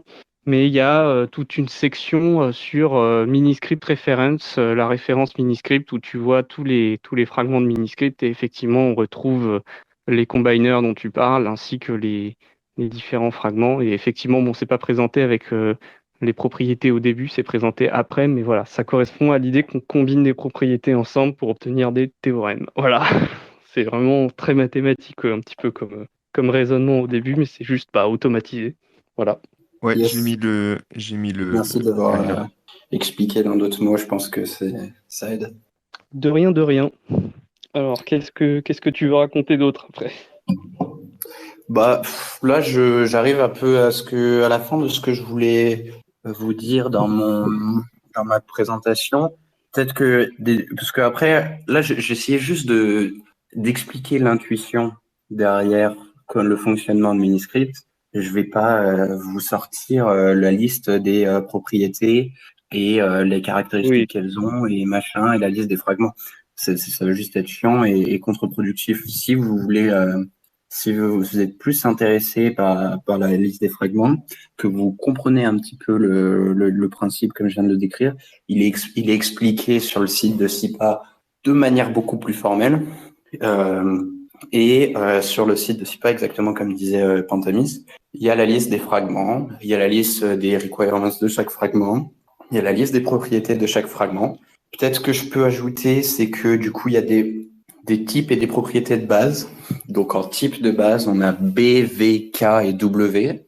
En propriété de base, on a le nombre d'arguments qui est consommé sur la stack. Est-ce que c'est 0? Est-ce que c'est 1? On a la propriété qu'un fragment peut tout le temps être dissatisfié. Donc, l'inverse de check sequence verify dont on a vu tout à l'heure. On sait que check sequence verify, il peut jamais être dissatisfié. En fait, si on essaie de le dissatisfier, il arrête l'exécution du script. Et donc, du coup, Miniscript, par rapport à ça, réagit en le foutant dans un if pour le rendre dissatisfiable. Il réagit par rapport à cette propriété. Du coup, on a les propriétés qui permettent d'analyser les mix de timelock aussi. Et ensuite, on a des propriétés, je peux peut-être toucher un peu là-dessus, pour analyser la malléabilité. Donc, on va avoir 3 propriétés pour analyser la malléabilité. Le fait qu'un fragment requiert une signature, le fait que la dissatisfaction d'un fragment requiert une signature, et le fait que une seule dissatisfaction d'un fragment qui ne nécessite pas de signature existe. Donc, c'est un peu flou, mais il faut comprendre l'objectif pour l'analyse de la malléabilité. L'objectif, c'est que une tierce partie, donc pensez à un node sur le réseau après qu'on broadcast une transaction signée, ne puisse pas prendre une transaction avec un witness qui est valide et le transformer en un autre witness qui est valide aussi. Et c'est chiant, ça cause plein de problèmes parce que du coup, la witness TXID de la transaction change. Donc, ça peut causer des round trips en plus par exemple, pour l'échange de compact blocks. Ça peut poser problème d'inflation de witness dont je parlais tout à l'heure. Ça peut poser plein de problèmes en soi, mais c'est plus un problème. En vrai, la malléabilité, c'est plus un problème de tierces. Enfin, c'est plus un truc c'est un mauvais effet pour le réseau. C'est un de ces trucs sur Bitcoin où on parle beaucoup trop d'individualisme. Enfin, c'est pas de l'individualisme, mais que comme quoi les conséquences, chacun sauf les conséquences de toutes ses actions, etc. Mais il y a des trucs qu'on fait qui ont un peu des externalités négatives. Genre, si tout le monde se mettait à faire des transactions qui étaient complètement malléables, bah, il y a un rando sur le réseau qui pourrait rendre les compact blocks beaucoup, beaucoup plus longs à être transférés. Et du coup, si tu augmentes le temps de transfert des blocs, et ben, tu augmentes les incentives de centralisation du mining et c'est mauvais pour tout le monde. Bref. Et du coup, ce truc de malléabilité cette analyse de malléabilité, c'est plus vraiment pour les effets de réseau, c'est plus mauvais pour le réseau. Ça peut être mauvais pour nous, mais pour l'utilisateur, mais en général, ça ne l'est pas trop. Et en soi, c'est faisable, c'est très faisable d'éviter la malléabilité, donc autant l'éviter. À savoir que la malléabilité, les analyses de malléabilité. Ah, t'allais parler, Panta? Oui, c'était juste pour parce que voilà, comme on a fait un Space Cake Segwit, j'ai eu l'occasion de parler justement des deux identifiants de transactions qui existent, notamment le TXID qui est l'ancien identifiant qui est utilisé pour référencer les UTXO qu'on dépense dans les inputs d'une transaction, et effectivement le Witness Transaction ID, donc le WTXID dont tu parles, qui, donc d'après ce que tu dis, est utilisé dans le relais des compact blocks. Ils n'utilisent pas le TXID du coup, ou alors le TXID c'est encore pire parce qu'il est encore plus malléable, si j'ai bien compris. Mais donc, Ouais, pour exactement.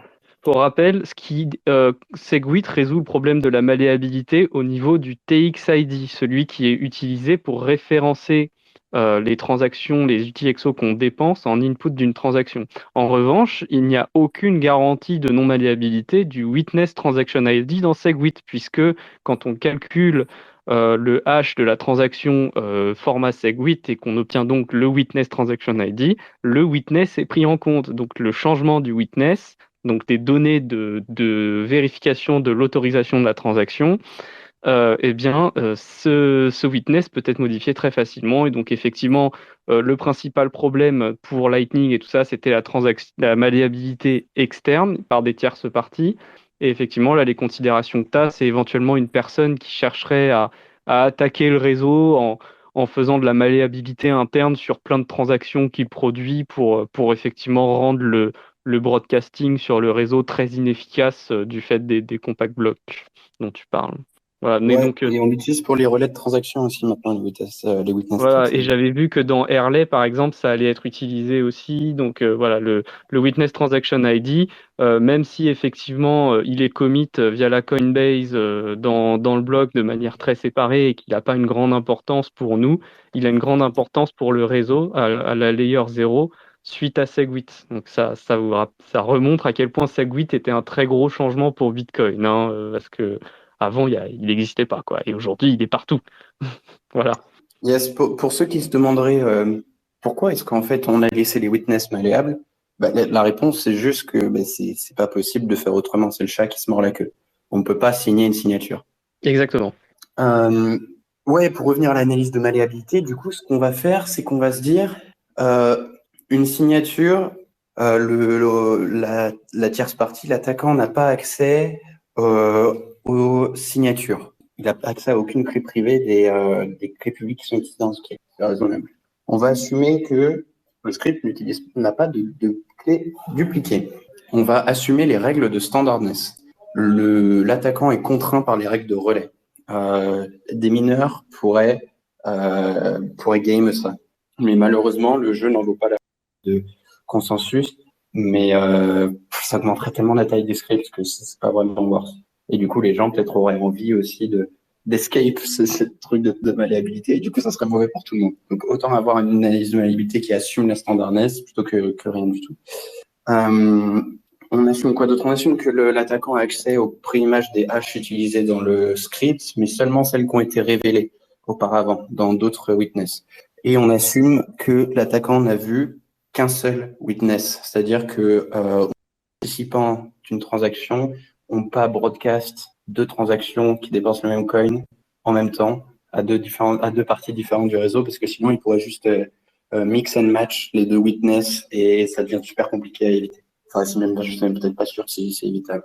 Donc voilà les assumptions, et du coup on va essayer de toujours par exemple satisfaire, genre si on a le choix entre.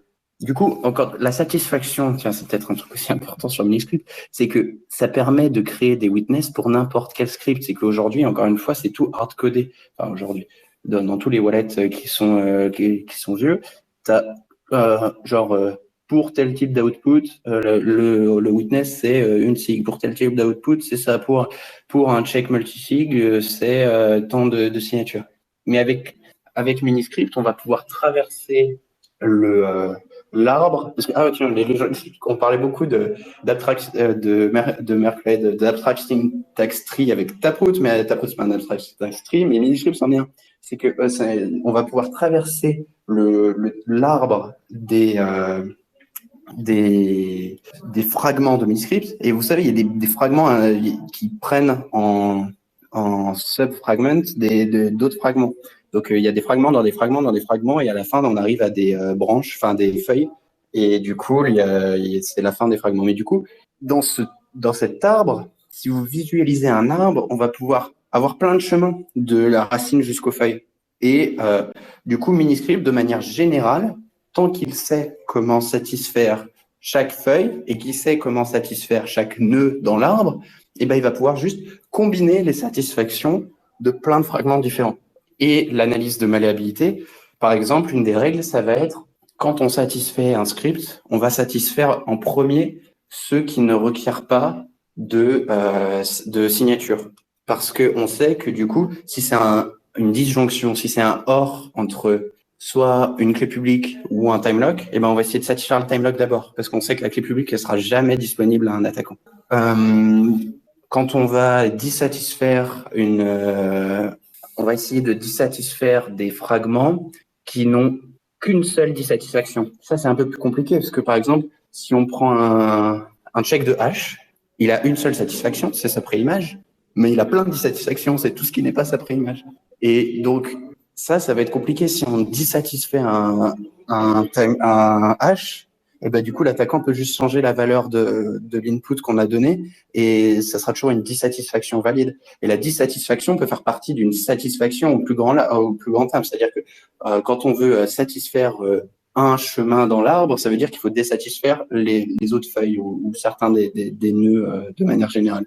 Donc, on créerait, on ouvrirait la porte à de la malléabilité en faisant ça. Et c'est ça que la propriété E va faire. C'est-à-dire qu'elle va dire, il existe au moins une dissatisfaction de ce fragment, et il n'en existe qu'une seule qui est disponible sans signature. C'est-à-dire que toutes les autres, au moins, elles nécessitent une signature, et du coup, on assume que l'attaquant ne les aura jamais. Voilà, pour l'analyse de malléabilité, c'est à peu près clair. Moi, j'ai compris. Je sais pas si ce sera le cas de tout le monde, mais moi, j'ai compris. Donc, si jamais les gens ont des questions par la suite, ceux qui nous écoutent pas en direct, vous pourrez quand même venir me poser la question dans d'autres Space Cake, dans des Space Cake FAQ. Il n'y a pas de problème. Moi, j'ai compris ce que tu as dit. Mais je comprends que ce soit difficile à comprendre pour les communs des mortels, on va dire. Voilà. Mais je l'ai très bien compris. L'idée, c'est que tu vas essayer quand tu as des satisfactions ou des dissatisfactions, quand tu vas utiliser ou pas certains chemins de dépenses qui sont accessibles dans un script, Miniscript te permet de faire en sorte de choisir le chemin qui réduit au maximum la malléabilité potentielle de la transaction. Donc, par exemple, tu citais les préimages.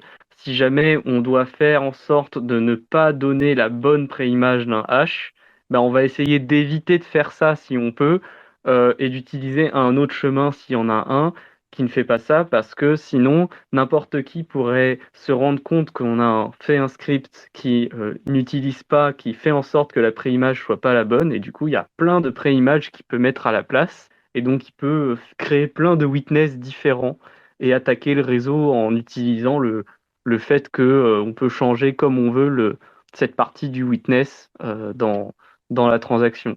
Mais je comprends que ce soit pas facile à comprendre, mais voilà, on cherche ça aussi pour des raisons de protection du réseau, faire en sorte que dans les protocoles off-chain, ce soit pas le bordel parce que le script, éventuellement le witness a été modifié.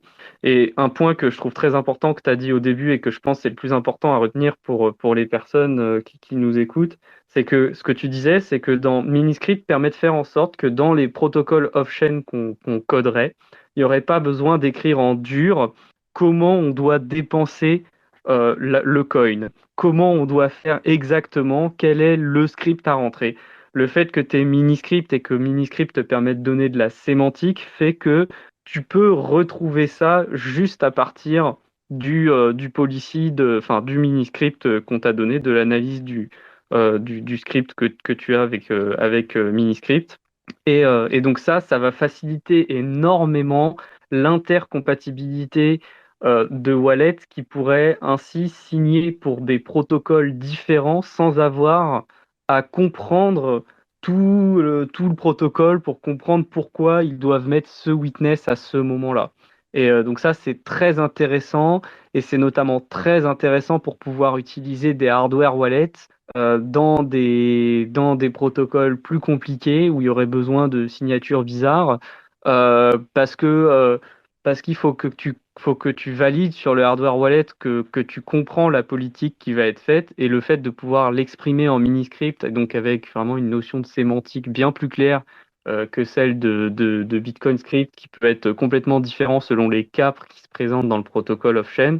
Ben ça permet une intercompatibilité beaucoup plus forte et donc potentiellement l'utilisation de hardware wallet dans des contextes un peu plus intéressants. Donc je pense que dans le cas de Liana, par exemple, ça pourrait être intéressant d'avoir un hardware wallet qui peut réagir en fonction de où est-ce qu'on en est dans le time log, qui pourrait fournir le bon script en conséquence, et tout ça juste en se basant sur le mini-script qu'on lui a fourni. Alors que sinon, il aurait fallu à chaque fois recoder en dur que si le time lock est dépassé, alors il faut mettre tel script. S'il n'est pas dépassé, alors il faut mettre tel script. Là, on n'a pas à le faire parce que le wallet comprend Miniscript. Et donc ça, c'est ça qui est important de comprendre, c'est que Miniscript fait une grosse différence par rapport à tout ce qu'on avait avant, c'est que ça permet l'intercompatibilité beaucoup plus facilement entre différents wallets qui ferait des protocoles potentiellement très compliqués. Yes, tout à fait. Après, c'est pas magique, on l'a pas. Le code existe toujours et le code de check des time locks alors s'il est passé, alors s'il est pas passé, il a déjà été écrit, mais il a été écrit par nous, quoi. Et Ouais, donc, c'est il a plus été simple. écrit une fois pour toutes, de manière généraliste et checké par des experts, entre guillemets. Enfin, si ça a été écrit je préfère mon wallet, le code qui check que par moi avec une ou deux reviews, quoi. Et le point que tu faisais pour oh putain, j'ai oublié. Ok, brain fart. Bon, je vais laisser Lounès parler, je rebondirai si je me rappelle. Ouais, du coup, faites bien de le mentionner parce que je voulais qu'on parle vite fait des output descriptors parce que ça va un peu de pair avec Miniscript, ça permet l'intercompatibilité entre les wallets, on va dire. Du coup, peut-être expliquer un peu ce que c'est et puis à quoi ça sert. Tu veux le faire, Antoine, ou j'en parle? Est-ce que tu peux me dire ce qu'il a dit parce que je ne l'entends pas? Ah merde, il parlait des output descriptors. Euh, Ouais. donc, on en a, parce que bon, t'en as pas parlé évidemment, et que c'est quand même une comparaison qui est intéressante. Alors, je sais pas si tu veux détailler un petit peu sur ce Bon, sujet-là, parce que tu connais je t'ai certainement mieux que perdu moi. aussi. Ah merde. Attends, on va faire un protocole très basique. Lève la main si tu veux le faire, sinon moi je le fais là. Vas-y, Ok, vas-y, je je te le laisse fais. le faire, mais je t'entends pas. Bon, en gros, pour faire un peu court, les output descriptors, c'est une façon d'exprimer les scripts Bitcoin là aussi, se prétend un peu plus complète. Cependant, sur les output descriptors, on n'a pas toutes les vérifications de type et de preuves que Miniscript a. Et notamment, il n'y a pas cette notion de sémantique. En fait, les output descriptors sont un peu plus codés en dur que dans le cas de Miniscript.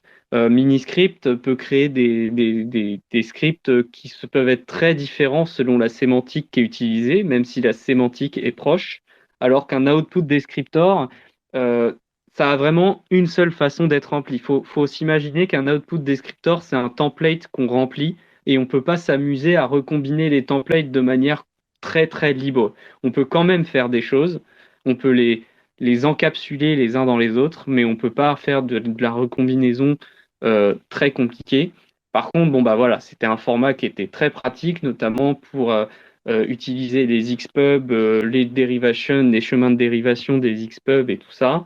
C'était très pratique pour faire ça, mais du coup, c'était un peu un format un petit peu ad hoc, un petit peu restreint sur ce qu'il est possible de faire avec des output descriptors. Et donc ça, c'est déjà utilisé massivement dans Bitcoin Core. Quand vous créez un wallet dans Bitcoin Core, généralement, les adresses sont produites via un output descriptor. Et donc, en fait, c'est simplement un script, mais enfin, des formats de script assez restreints, hard-codés quelque part. C'est juste que on remplit les parties hard-codées avec d'autres choses. Alors, vas-y, Antoine, si tu veux apporter la nuance. Ouais, c'est peut-être Je t'entends bien. peut-être une petite correction là. C'est que Miniscript va juste faire partie des output descriptors. En fait, Miniscript est juste une extension des output descriptors et on va essayer, enfin, disons qu'un but de Peter, enfin que Peter m'a dit et que je partage aussi, c'est que à terme, dans 2-3 ans, les développeurs sur Bitcoin utilisent des output descriptors, qu'ils utilisent Miniscript à l'intérieur, mais qu'ils n'entendent pas parler de Miniscript en soi et qu'ils n'aient pas à se casser la tête sur le fonctionnement concret des intrinsèques de Miniscript. Mais Miniscript va juste être une extension de l'output descriptor. Si vous avez votre output descriptor d'un output de Taproot, par exemple, ça va être un TR, ouvrez les parenthèses, la clé interne, virgule, et ensuite vous allez avoir plein d'accolades qui vont représenter le tree, l'arbre de le Merkle tree de tous les scripts. Et ces scripts aujourd'hui sont restreints dans les output descriptors.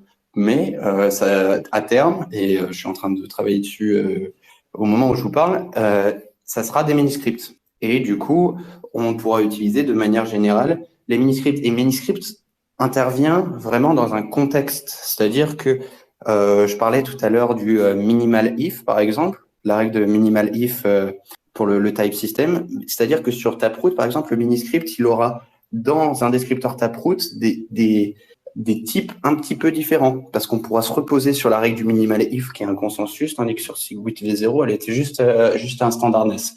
Donc, les output descriptors aujourd'hui sont assez limités, mais c'est nécessaire, quoi. Miniscript en fait partie aussi, et en tous les cas, c'est mieux que ce qu'on avait avant. L'origine des output descriptors, c'est que, aujourd'hui, on est avant les output descriptors, et les gens qui utilisent toujours pas d'output descriptors, c'est la plupart des gens, et surtout les gens non techniques, alors que c'est plutôt à destination des gens techniques, ce genre de choses, parce que les output descriptors rendent explicite les scripts dans lesquels la clé a été utilisée.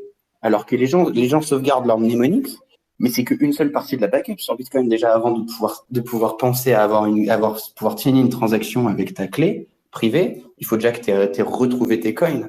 Mais pour pouvoir retrouver tes coins, il faut savoir dans quel script ta clé a été utilisée. Et du coup, les gens se reposent sur des espèces de trucs complètement insane d'informations implicites, de wipe-up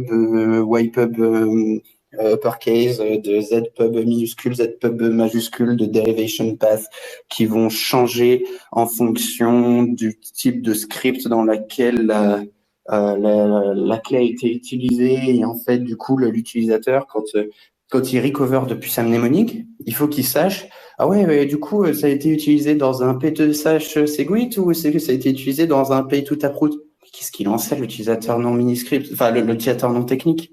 Il lui faut une information explicite qui lui dise, OK, donc je suis le wallet, voici ta mnémonique et voici un template, qui est un output descriptor, qui te donne toutes les informations le jour où tu veux recover de où sont tes coins.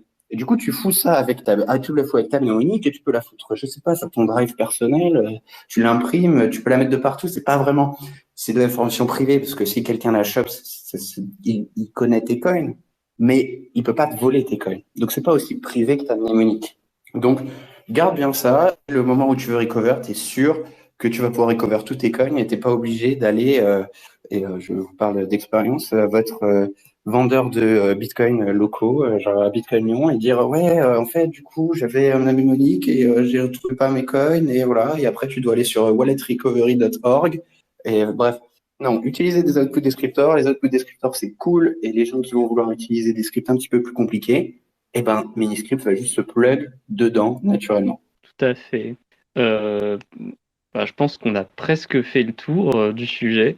Moi, j'ai encore deux choses dont j'aimerais qu'on parle. Alors, il est déjà tard, donc on va essayer de pas trop s'étendre.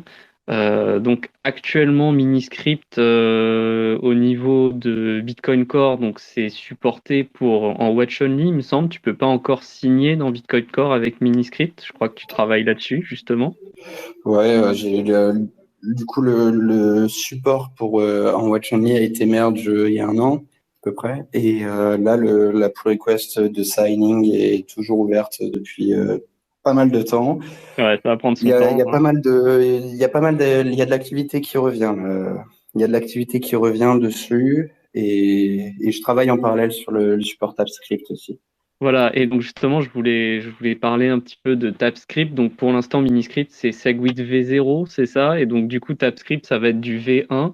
Et alors du coup, nous, on avait fait un Space Cake il y a déjà pas mal de temps, parce que c'était un des premiers, sur le MAST dans Taproot, donc le Merkle Abstract ou je sais plus quoi, Syntax Tree. C'est un truc, je sais plus si c'est abstract ou autre chose.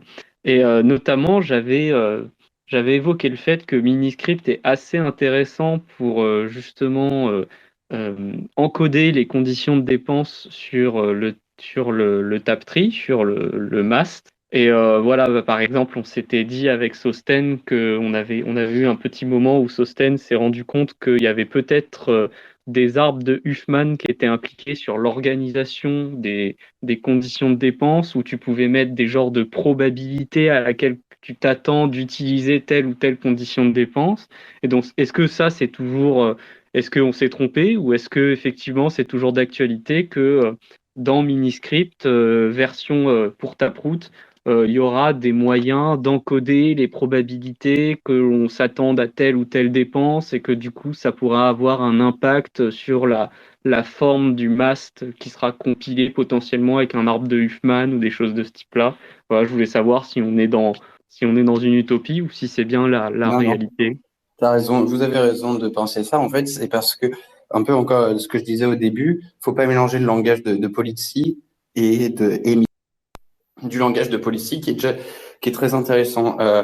Aussi, j'en ai peu parlé parce que c'est quelque chose que je maîtrise moins bien. J'ai pas beaucoup travaillé sur le compilateur. Enfin, je sais comment il fonctionne, mais je vois pas vraiment exactement tout. Mais je peux en parler de manière générale. Et c'est le langage de policy qui permet d'assigner des probabilités de dépenses chaque fois que tu as une disjonction, en fait. Chaque fois que tu as ou ce chemin de dépense ou un autre, là où on disait dans la satisfaction, on va essayer celui qui est disponible et qui est pas malléable et ensuite qui est le moins cher, et ben, tu vas pouvoir dire au moment où tu veux créer ton Miniscript, tu vas pouvoir dire au langage de policy, ouais, il y a 90% de chances que je vais utiliser l'arbre de gauche. Et donc, ça va donner des informations au compilateur qui va dire, ah, je vais opti pour, en mode, vas-y, pour les 10% de chances où il va utiliser, ou même 1% de chances où il va utiliser le spending pass, disons, de recovery, et ben, il pourra se permettre d'avoir un witness plus grand à ce moment-là. Mais par contre, je vais utiliser un mini-script qui va être plus petit en taille. Donc, une fois, genre sur un P2WSH, tu le pushes sur la stack. Donc, la taille du script en lui-même, ça compte beaucoup. Et du coup, tu vas optimiser la taille du script et la taille du witness de l'autre chemin de dépense qui va être utilisé plus fréquemment que celui qui va être utilisé moins fréquemment. Un exemple de ça, par exemple, c'est faire un choix entre un PK ou un PKH. PK, c'est juste check in public key. PKH, c'est check un public key hash. Et tu vois, tu te dis comme ça, pourquoi est-ce qu'il y a un PKH? C'est tout le temps plus, en fait. C'est que tu check tu dois check un hash, tu dois montrer la préimage du hash que c'est une public key, et ensuite tu dois montrer une signature. Donc ça te fait toujours un witness qui est tout le temps plus gros. Bah ouais, mais le script, lui, il est plus petit. Tu as juste le hash de la public key dans le script et 3 opcodes. Donc ça peut être, tu vois, si cette clé n'est pas souvent utilisée, ben on la fout dans un PKH. Comme ça, le moment où on l'utilise, on a plus de witness data, mais tous les autres moments où on a utilisé les autres paths, et ben le script en lui-même était plus petit. Là où ça devient intéressant, c'est avec Taproot. C'est que Voilà, dans tous les scripts intéressants, en gros, on a des disjonctions. Et dans Taproot, toutes les disjonctions, on peut les foutre dans des branches du Merkle tree différentes. Et donc, le compilateur va pouvoir opérer non pas au niveau du miniscript, non pas seulement au niveau du miniscript, mais aussi au niveau du descriptor en lui-même. Il va pouvoir dire, je veux cette policy cette policy et je suis dans un contexte Taproot, et il va te sortir un descripteur Taproot tel que une branche va être plus haute dans le Merkle tree, tel que tu as besoin de mettre moins de hash des nodes, va utiliser un miniscript qui est plus petit pour les paths qui sont plus utilisés, etc. Bref, vous avez compris, j'imagine. Ouais, moi j'ai compris, donc pour essayer de réexpliquer un petit peu, donc je pense qu'il y a bien des arbres de Huffman qui sont impliqués pour pouvoir faire dans le compilateur. Je pense qu'il y a des arbres de Huffman qui sont impliqués pour pouvoir créer l'arbre optimisé en fonction des probabilités de chaque chemin de dépense que tu auras spécifié, parce que c'est la technique c'est la technique classique pour minimiser la taille en moyenne, attendue en moyenne, l'espérance de taille du witness futur en fonction des probabilités que tu as assignées. Et donc, pour rappel, pour les personnes qui n'auraient pas revu ce Space Cake, c'est que donc le mast, on va devoir à chaque fois préciser des clés publiques qui sont associées à des branches intermédiaires qui sont sur le chemin qui nous permet d'aller de la racine vers la feuille qu'on veut utiliser pour notre dépense. Il va falloir à chaque fois donner les hash, enfin c'est des clés publiques dans Taproot, mais elles encodent derrière des choses un peu plus compliquées, des branches qui sont accolées à celles qu'on veut utiliser pour descendre vers la feuille. Et donc, la taille du witness va être proportionnelle en la longueur de l'arbre, en la profondeur de notre feuille dans l'arbre. Et donc, quand on sait que certaines conditions vont être beaucoup plus utilisées que les autres, on peut les mettre en haut de l'arbre, qui est un arbre binaire. On peut avoir que 2 branches en dessous de chaque feuille, chaque nœud qui repartent en dessous. Et donc, on peut le mettre plus haut, quitte à ce que les autres conditions de dépense soient un peu plus longues à satisfaire sur le witness. Il va falloir à chaque fois mettre plus de hash des nœuds intermédiaires. Mais par contre, pour la condition la plus courante qu'on va utiliser, qu'on s'attend à utiliser, on n'aura quasiment rien à mettre. Et donc, c'est comme ça qu'on va minimiser en moyenne la taille du witness attendu pour la dépense. Et donc, effectivement, ça doit utiliser des arbres de Huffman. Donc, ça va bien se faire. On avait bien compris les choses. Et effectivement, je trouve que ça, c'est extrêmement puissant parce que là, ça montre que ce compilateur, ce policy to miniscript ce compiler, il est extrêmement fort pour créer des genres de smart contrats monstrueux avec Taproot qui seront méga optimisés pour en fonction des probabilités de dépenses, d'utilisation de tel ou tel chemin de dépense.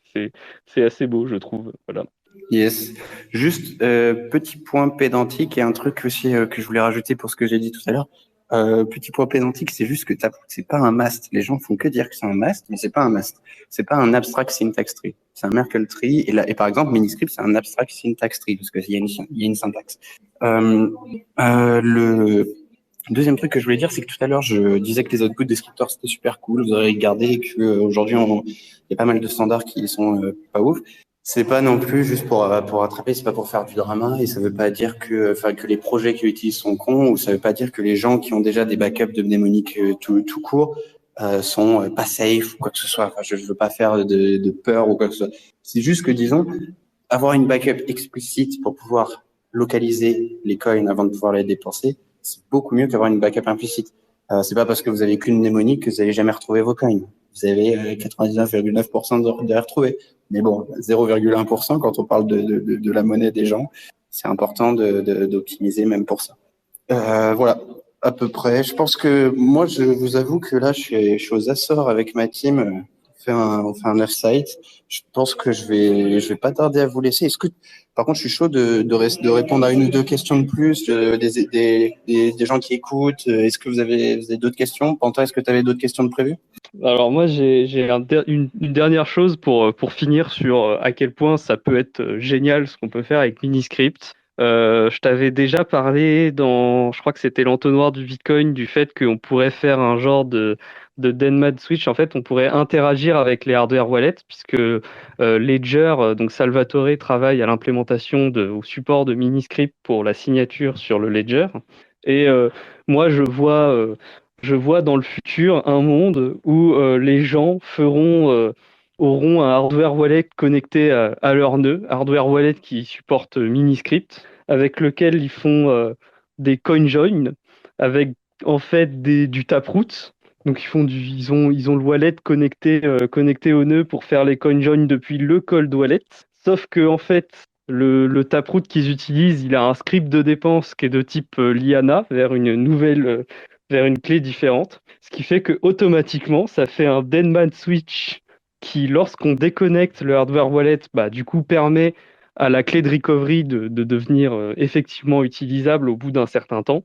Et puis tant que le hardware wallet est connecté, eh ben, le wallet il est en train de mixer les coins en permanence. Donc voilà, peut-être qu'un jour on aura ça, mais évidemment il y a encore plein de prérequis, mais Miniscript, ça va beaucoup aider à permettre d'avoir cette intercompatibilité entre les logiciels de CoinJoin, le hardware wallet, les scripts de type Liana avec des time locks. Et donc, il faut plein de trucs. Il faut un mode HSM sur les hardware wallet qui supporte Miniscript, mais ça arrivera peut-être un jour.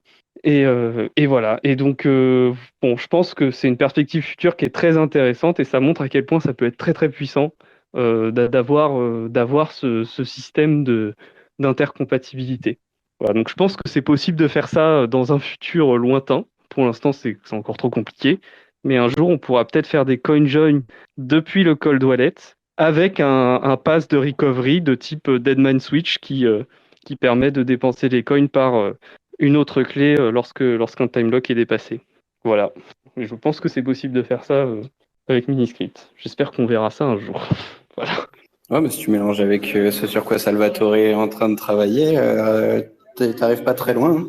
Voilà, donc je pense que ce sera très très cool parce que du coup le fait ce qui est super intéressant dans ce setup, c'est que tu ne payes pas si tu utilises Whirlpool pour faire le CoinJoin, tu payes pas de frais de minage pour remixer tes coins et le fait de les remixer va reset le time lock.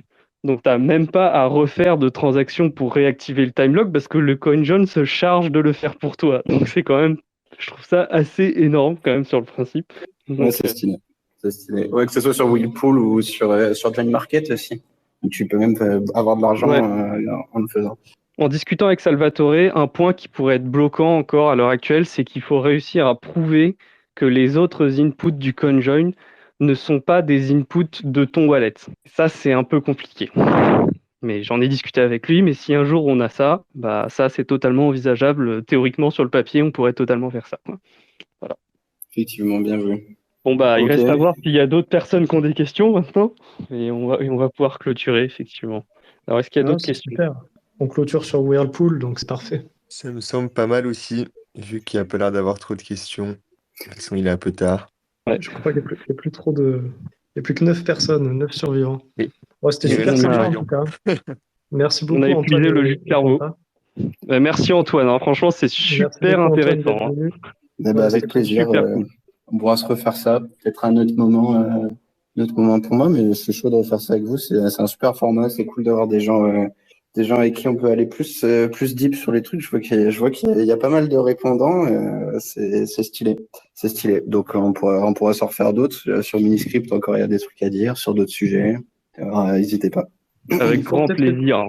Il faudrait peut-être que tu parles de ton wallet un petit peu là, que vous avez sorti il n'y a pas longtemps. Peut-être ça intéressera les gens, tu n'en as pas trop parlé. Ouais, les 9 survivants là, qui sont toujours chauds à 11h30.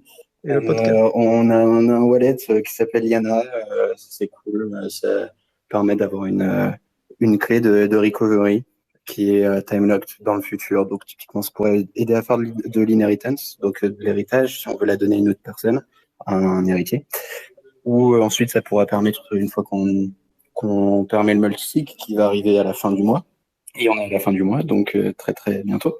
Ça permettra d'avoir par exemple des multisigs qui vont se dégrader, ça permettrait d'avoir pas mal de trucs sympas dans le futur, mais avant tout, ça reste pas quelque chose où le but est technique. Là, j'ai pas mal parlé de technique ce soir, de comment on fait et de comment ça se passe sur le capot, mais et même si ça m'intéresse beaucoup et je suis très content d'en parler, le wallet a un objectif et c'est pas quelque chose qui va être super complexe à utiliser, c'est quelque chose qui va être clair, utilisable par n'importe qui, pas tout de suite, mais on aura plusieurs itérations du produit. On compte faire pas mal de choses aussi avec la communauté locale autour des clés de recovery qui pourraient être utilisées par des marchands locaux, qui pourraient être du support, qui pourrait être fait dans la langue des utilisateurs, par les marchands locaux. Bref, on a pas mal d'idées pour étendre le business aussi, toujours d'un point de vue Bitcoiner.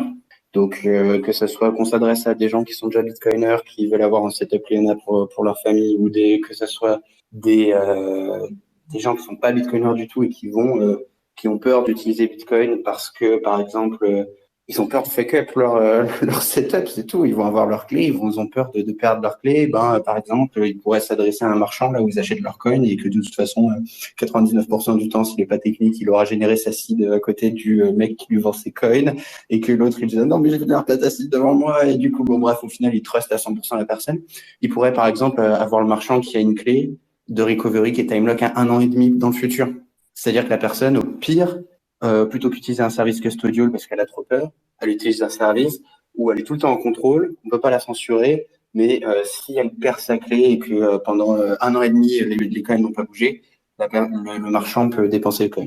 Alors bien sûr, c'est un vol, il y a de la confiance, mais bref, tout n'est pas noir ou blanc. Je pense que ça permettrait des trucs assez sympas. On a pas mal de visions pour le futur. Mais retenez que ce soir, on a parlé pas mal de techniques, mais c'est à une fin et la technique, c'est pas la fin. C'est juste quelque chose qui permet la fin. Ouais, et C'est ben, vraiment cool. hâte de Merci tester beaucoup. tout ça. Et pour ceux que ça intéresse, on en a parlé plus en détail et plus simplement dans l'entonnoir 57 du 9 janvier, c'était il y a 2 semaines. Donc vous pouvez aller Et, écouter ça avec Kevin et Antoine qui étaient là pour nous présenter un petit peu Liana. et allez sur wizardsardine.com et allez essayer Eliana. C'est très cool. Carrément. Yes. Bon, allez, merci de m'avoir eu sur le podcast et à plus. Salut. Merci à Et toi, ben Antoine. Antoine, À merci plus. beaucoup Salut, d'avoir été là. bonne nuit. Merci à tout le monde qui a réussi à survivre jusqu'ici, les fidèles. Et puis bonne soirée à tous et à la semaine prochaine. On n'a pas encore choisi le Bonne soirée, sujet, Denis. mais Salut. Salut, salut, bonne Salut, soirée à les merci. la gars. prochaine, bonne nuit.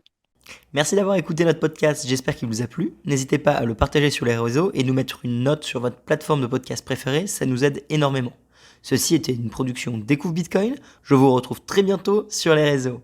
Merci à vous et n'oubliez pas de le partager grandement. Salut!